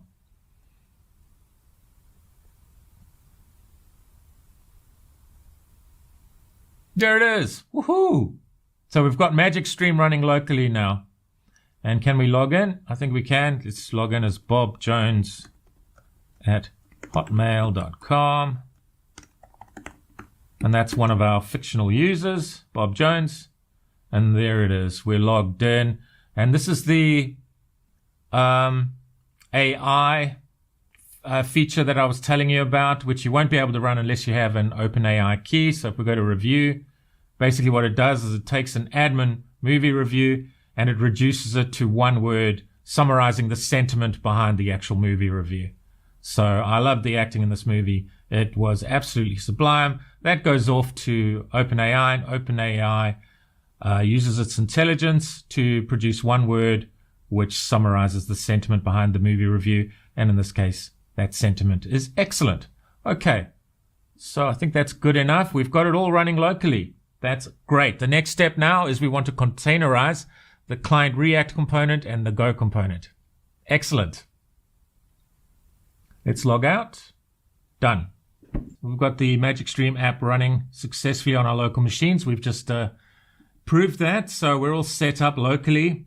But now we want to containerize the client-side React component as well as the server-side Web API component, which is written in Go. Okay, so to do that, we need to create two Docker files, one on the server and one on the client. So let's start with the server one. So let's go to this folder here and let's create a file within the root of the server component, Magic Stream server. And let's hit this icon here to create a new file, and let's call this Docker file. So this is a convention for the name of a Docker file where we are going to establish the image for our server-side code. The image is obviously separate from the container. The image defines the environment for the container, if you like, and the commands that need to run to get the application running within the container.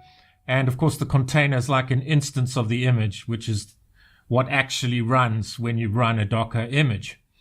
So the container is the thing that actually runs in memory. The image is the declarative information about what you want to run within that container, essentially, and all of its dependencies and that sort of thing. So we've got Docker file there, and that's all it needs to be is Docker file. That's a naming convention for a Docker, for a file that contains an image definition, if you like. And we're going to create the image definition now, but I've actually already created that off screen. So I'm going to just, to save time, copy that here. And this is essentially it. That is the definition for our image. Each line represents a layer within the Docker file. And this particular layer here is using a lightweight Alpine Linux image with Go 1.24.2 installed. So this will allow us to run Go within the relevant Docker container. Work dir /app sets /app is the working directory inside the container. So this is where we're going to be copying all the relevant files to, for example. So here we have a copy command. So copy go.mod, go.sum, /, copies Go dependency files into the container, and then run go mod download, downloads the Go dependencies, and they are cached if unchanged. So what that means is if nothing is changed the next time you run the image, it will actually run this layer, but it'll run the cached version of the layer. But if something has changed regarding this particular command, it will invalidate the cache and rerun it. It will re-download the relevant dependencies. Copy ... copies the rest of the source code into the container, and then expose 8080 documents that the app listens on port 8080. And you'll see when we actually run the image as a container that we will need to map the exposed port to the local host port so that we can run the application. We can run the server-side code on a particular port. So we'll be mapping port 8080, which is exposed from within this file, the image. We're documenting that it should listen on port 8080, and we're going to map 8080 to 8080, but we're mapping the container port to the host port. We're mapping it to a port on the local machine, which also will listen on 8080, but we'll look at the details of this in a little bit. And then we're actually running the Go component. So we've set up the environment here basically, and this is running our actual application, the server-side part of the application. And you can see here, we're using the cmd command within the image to run main.go, which is the entry point for our server-side component, the web API component written in Go. Excellent. So we've got the image definition set up here. So now we want to build the image based on all of this information. So to do that, we need to navigate firstly to the root of the client where our Docker file has been created. The root of the server, sorry, not the client. So we need to go to the server part here. And I'm still running it, so I'm just going to go cancel out of that, clear the screen, and Magic Stream Server. And now we want to create the image, create the actual image. So to do that, we use a particular command. So to create the image, we go docker build. So the first part of creating an actual container is to build the image. And that's what we're doing here. We're building the image. Docker build, then -t, then the name of our image, the name that we want our image to have. So Magic Stream API. And then this is the tag, which is actually the version we want for the image, which is just 1.0.0. So we're able to version our image. And then we need to include a dot here, which means we are using the current directory as the build context where the Docker file resides. So let's go through that. So Docker build builds the Docker image. And then we've got -t, which tags the image with the name Magic Stream API and the version, which is following the colon here. And then we've got the dot, which means that it uses the current directory as the build context where the Docker file is. So in short, it builds the Docker image from the current folder and names it magic-stream-api : 1.0.0. 1.0.0 is the version of the image. So we've got our command there in place, and let's build our image. And that's it, building our image, our Docker image. And we can actually view that. As I said earlier, you should install Docker Desktop. You need to install Docker Desktop in order to run these commands. So we've got Docker Desktop here. You need to actually install Docker Desktop in order to run these commands. But it also provides us with a graphical user interface where we can run our containers, stop our containers from running, see what images we've got created on our local machine. We can delete those images if we need to. So this provides us with a user interface where we can actually see what's going on in terms of our Docker images and our containers. And you can also start your containers, stop your containers, remove your containers, remove your images, and so forth using this graphical user interface here. Okay, so if we go to images, we've got Magic Stream API and we've created that image. You can see it there. So now we can actually run that as a container. Okay, we need to make sure that our environment variables are set up correctly. We need to make sure that MongoDB_URI is changed because we're going to run this as a container, and this is the connection string we need if we want to still use that local version of the local instance of that particular database, that MongoDB database. So what I'm going to do is I'm going to comment this out using the hash symbol within the relevant .env file and comment this one in.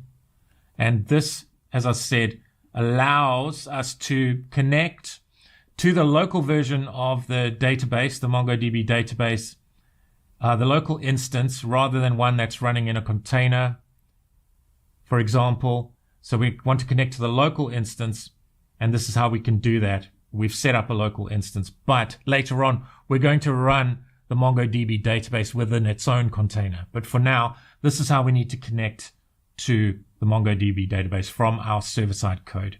So this is the correct connection string, and we've got the database name here, Magic Stream App. Great. And now to run our container, we have a particular command that we can run, and it goes something like this. Docker run, not ton, run.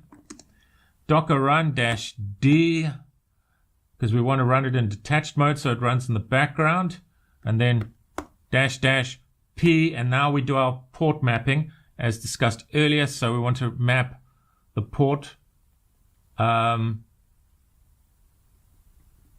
We want to map the container port, which is 8080 to the host port, which is 8080. So this means that on our local machine, we can access the container, the code running within the container, where it's listing on port 8080. So we must map the containers port, which was defined within our Docker file image here, expose 8080, and we're mapping that, the container port, that's the container port. The one on the right is the container port. That's the container port, and that is the host port on the local machine. So in order for us to access the functionality of this particular API, we want the host port to be listing on 8080 and mapped to the relevant container, so that we can make the relevant HTTP requests to the container, which is obviously within that container, our Go code is running. Our web API code is running. So we want to name our container. We go --name, and let's name our container Magic Stream API. Magic-stream-API, like that. Just going to move this over a bit. And the thing we need to do also is we want to inject in our environment variables from the .env file that we created earlier. And to do that, you go --env like this, and -file, and then .env, which is the file that contains the relevant environment variable settings. And then we want to derive this from the Magic Stream API image, which, as we verified through Docker Desktop, is now running on our local machine. So magic-stream-API :1.0.0, which is the version of our image. And then we should be able to run that. That looks good. Docker run -d, running in detached mode. --p, mapping the port appropriately. --name, we're naming the container. --env-file.env, we're reading the environment variables into the container. And then Magic Stream API :1.0.0, which is just the name of the image, where we're deriving our container from. So let's press the enter key. Unknown flag -pp. Okay, so I'm assuming, let's just copy and paste that. I think P must only have one dash. I think that might be what the problem is. So let's try that. Let's remove a dash there. Okay, let's try that again. Okay, perfect. And that has worked. So that was the problem. So that command is not -p, it's -p, and where we're mapping the container port number to the local host port number. And this is the correct result we want to see, and that is the ID of the container. Okay, if we go here, we can see our image we can see here our container, and that is the container ID. So yes, that is the container ID. That's the container we've just run. And now we can test that our container is running correctly by navigating through our browsers to localhost, and we want the port, which is 8080 movies, and we can see that is working correctly. So our container is up and running. It's exposed on port 8080, so we can make a HTTP request to our container, and it returns the relevant movie data. So that's working perfectly. So we can see here we've got our images, we've got magic-stream-api 1.00, and we've derived, if you like, a container. We're running a container from that image, if you like, which is magic-stream-api, and that's its container ID, which has been generated to uniquely identify the container. Great, so we've created the container for the Go code from this image here. Now we want to create a container for the client, the React code here.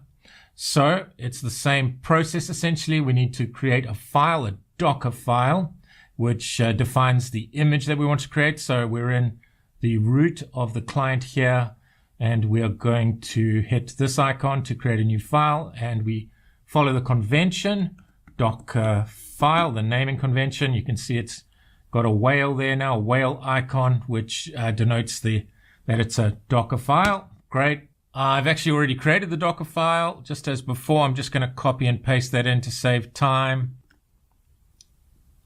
So here's the image definition for the React component, the client container here. So I'll get to explain all of this a little bit later, but for now I'm going to comment this command out, and I'm going to comment in this command. This is a more simple version, and I'll explain all this a little bit later, and we don't need this for now either. Okay, so I'm going to comment that out. So let's go through this layer by layer or line by line. Remember, each of these lines represents a layer in the Docker file. So from node colon 20-Alpine, this uses a lightweight Alpine Linux image with Node.js 20 installed. So we're creating an environment that's from an existing image. So it's based on an existing image. That's what this from means here. From this image, we're deriving another image. So you could say it's inheriting all the layers from this image before creating the image that we're creating with this particular Docker file. So that's all we're doing here. From node colon 20-, then we're creating the work directory, sets app as the working directory inside the container. Then it copies the package.json and package-lock.json file. And then we're running npm to install all the dependencies, the node dependencies that our React application requires. And then we copy ... copies the rest of the application files into the container. And then as before, when we exposed port 8080 for the server container, we are exposing 5173 for the container that will be derived from this image. So we want to expose 5173, and then we've got the command here, which is just running our React client. You'll recognize npm run dev because we ran that when we were running it locally, i.e. outside of a container. And so this is essentially what we're doing here with this command layer here. So at the container's start, the command starts the dev server and binds to all the interfaces. Basically, that's what that command is doing. Okay, so we're now at a stage where we can build our image, and we do that as before. We use this command, docker build. Remember, all these commands are available because you installed Docker Desktop. So you got docker build, then -t, and then we can, after the -t option, or switch, or whatever you want to call it, we can name our image, and we want to name it Magic Stream web, magic-stream-web, and let's give this a version of 1.0.0, and then you must also include the dot afterwards, which uses the current directory as the build context where the Docker file is. So that's what that dot represents, and let's press the enter key to build our image. Okay, and that's looking pretty good. Gives you the status update as it builds the image. Provides us with status, and it's looking good. As always, we just have to be patient. Shouldn't take too long, because I think we've created a fairly efficient image here. So 2 of 5 layers. It's 5 layers in the image. It's building the second layer here. So it's building the 4th layer. npm install. It's installing all the dependencies for the React application using npm install. Okay, and we're on the 5th layer, and it's copying all the application files, and it's finished with that now. And we're now ready to build our container. But let's just go to Docker Desktop, and you can see if we go to the Images tab here, you can see it's built magic-stream-web. It's built that image there, and it has its image ID. So now we can derive a container from that image, and we do that through the run command. And I want you to notice something that is pretty cumbersome. The fact that when we're running our images as containers, we have to create 2 separate commands for the client and the server. Ideally, what we would want is one command to run both images. So you've got the client and the server containers running, and they're part of the same network. So wouldn't it be better if we could just use one command to run the entire network of containers? And we can do that using Docker Compose, and that's what we're going to do once we've tested running the components individually. We've run the server component and tested it. Now we're running the client component and testing it. We're deriving the client Docker container, and we're going to test. Then we'll be able to test the entire application. The difference between testing it now and when we tested the application before is we were running it on the host computer before, and now we're running the application within a network of containers. We've got a client container and a server container communicating with one another. So they're containerized. And later on, we'll also containerize the MongoDB database. But for now, let's just test the client and the server containerized components and see them working together as one application, one full stack application. So we've done the server. Now we want to derive the client container. And we do that through the Docker run command. But later we'll run both containers at the same time using Docker Compose. And we'll get to that in a bit. So let's just run this container individually, the client container. So it's Docker run -p. Remember, it's only one dash. I put 2 dashes before, and it didn't like that. And I'm just going to actually -d first. -d means that we're running it in detached mode, running it in the background. So Docker run -d -p, and we want to map the exposed container port to the localhost port. So this is the localhost port, 5173. We want to expose that port, and we're mapping the container port, or the image port, which we expose here in this line, this layer of the image, expose 5153. So we're exposing, so we're mapping 5153 to 5153, but this is 5173. 5173 is the port number for the container that's defined within the image here. And then 5173, this is the local host port. So we're mapping the container port to the local host port with this switch here, this option -p. Okay, so we've got -p, and then we want to name our container. So this is --name, followed by the name we want to give it. Let's call this Magic Stream Web. And then we go -env -file like this, because we want to inject in the relevant environment variables from that .env file, which contains the relevant environment variable settings, followed by magic stream web, and this is of course the image from which we are deriving the container. Okay, and that's it, I think. Let's press the enter key and see what happens. Okay, great.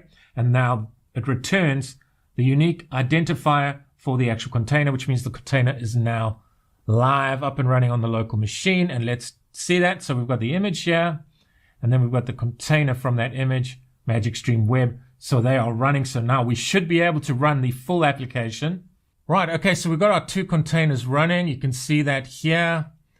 Magic Stream API, Magic Stream Web, they're running. The downside is we had to run them individually. So once we've tested these containers working together as a full stack application, what we're going to do is create what's known as a Docker Compose file. And what this will do is enable us to run one command, Docker Compose up, and it will run both of the components appropriately and run them as a network of containers, basically. Our full stack application is run as a network of containers, which is what we want to achieve here. But you see, we've had to run two separate commands to create the containers for the server side and the client side component.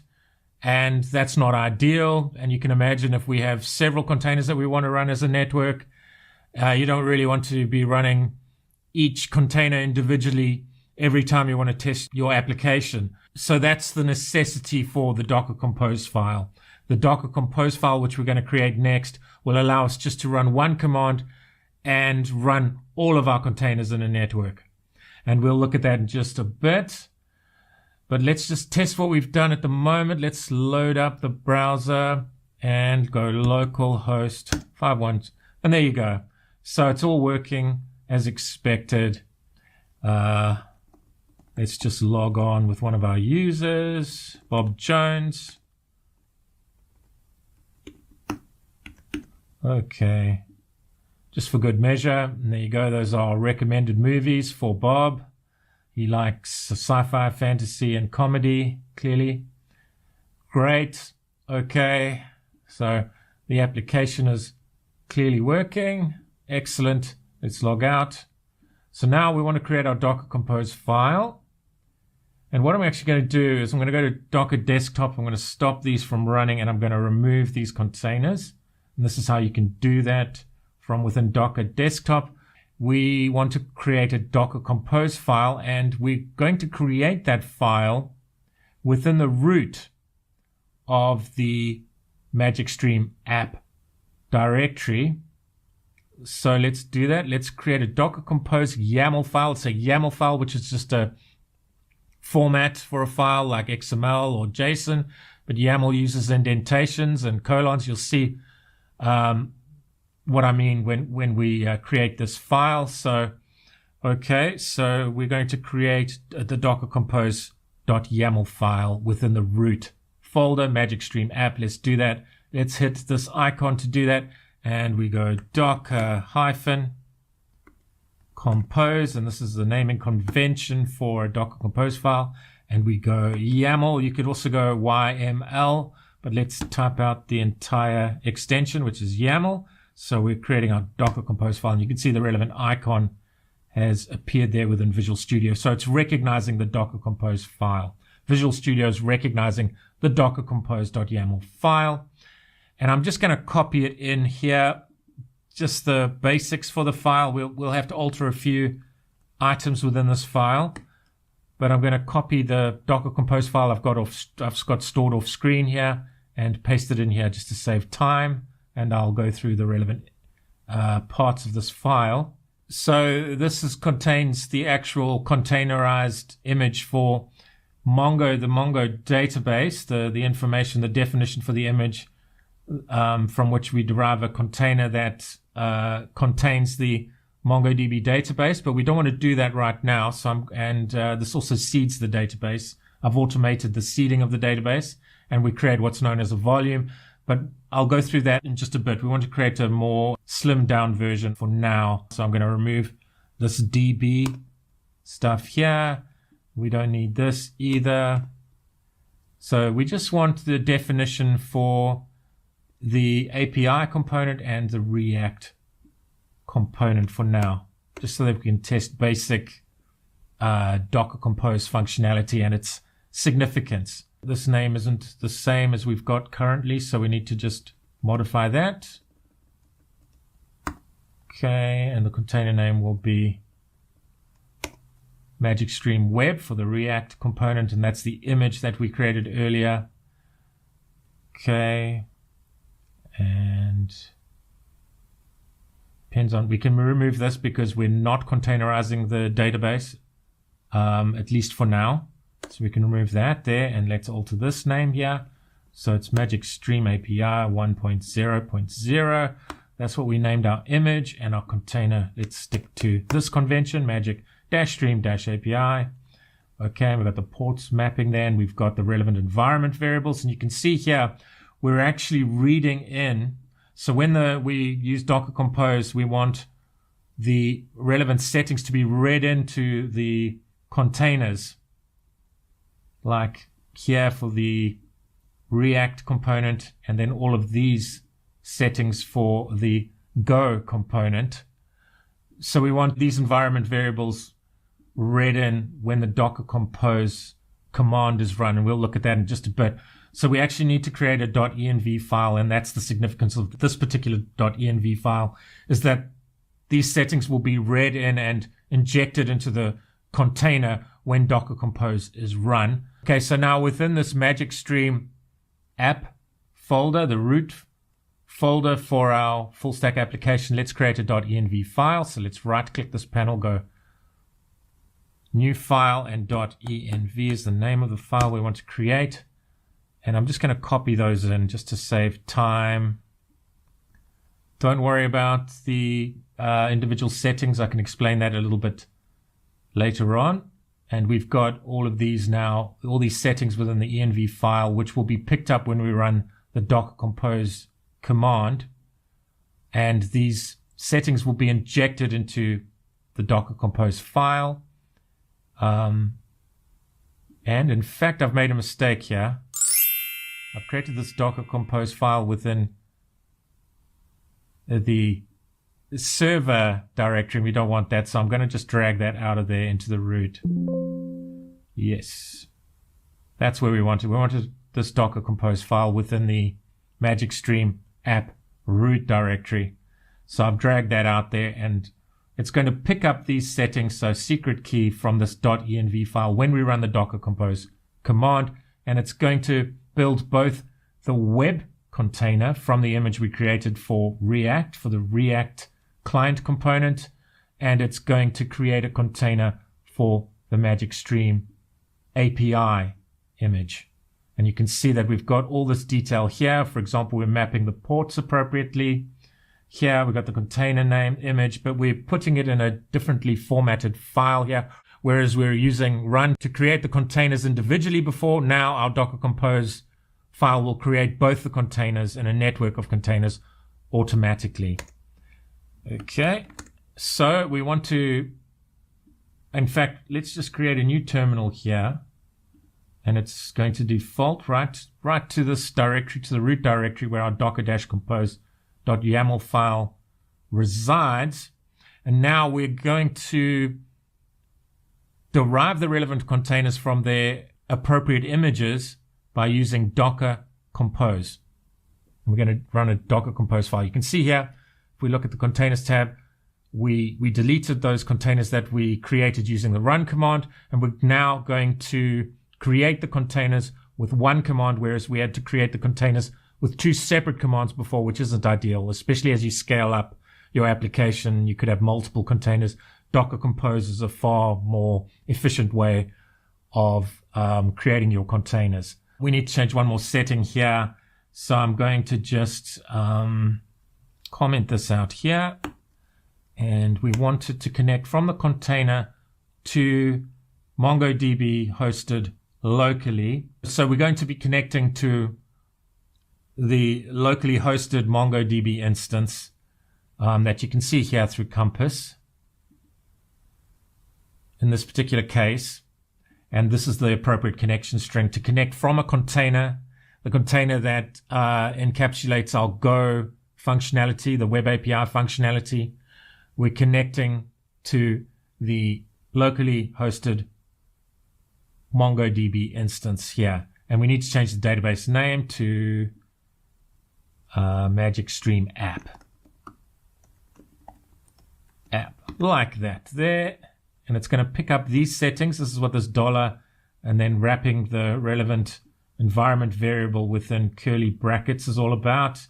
It's going to be reading those settings from here when we run Docker Compose. Okay. And now we can just type Docker Compose up. One command to create containers for both the client and the server components. Docker Compose up -D. Hopefully the magic will work. Okay, enter. So it's created the network called Magic Stream App default. And that network contains these containers, magic-stream-API, the server-side code, and magic-stream-web, which encapsulates the client-side React code. And if we look in Docker Desktop, we can see we've got our network, which is called Magic Stream App. And if we hit this arrow, we've got these two containers within that network, which has been created through one command. Very efficient. And now if we test our application, let's go to the browser. Does it work? Hopefully. Localhost 513. Kapow. There it is. Look at that. And we're up and running, and all the functionality works as expected. Bob Jones at hotmail.com. And you can log on with password 1 exclamation point with the P capitalized. And let's hit login. And there it is. It's all working. And that's the recommendations for Bob. And you can even play a movie if you want to. Look at this. Streams the movie. Fantastic. Harry Potter and the Sorcerer's Stone. Your right hand over the broom and... Very cool. Okay, of course. The Hangover.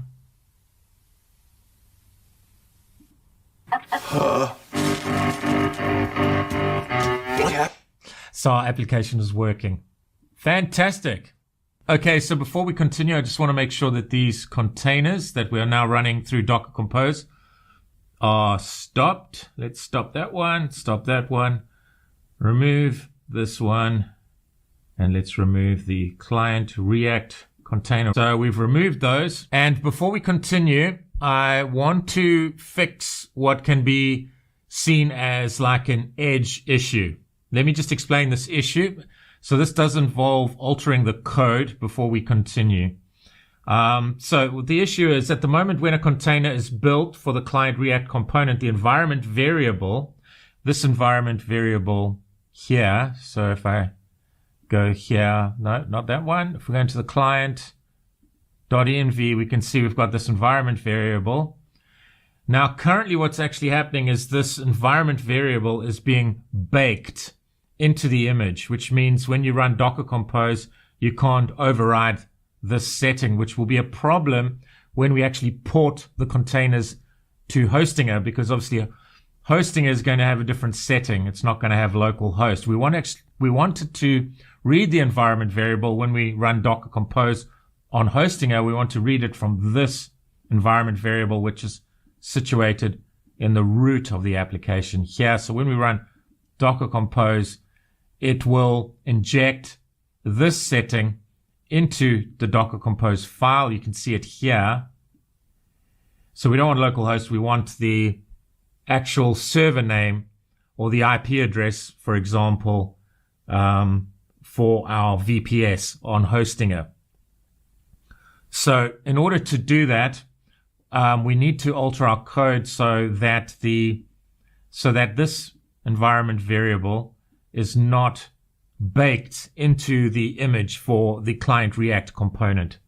So to do that, we're just going to go through a few steps in order to accomplish that. So firstly, we go into this public folder. And just one more thing, the reason we have to do this is because we created the React application using Vite. So this is a problem with Docker, specifically regarding when creating a React component in Vite and wanting to containerize that component, the React component.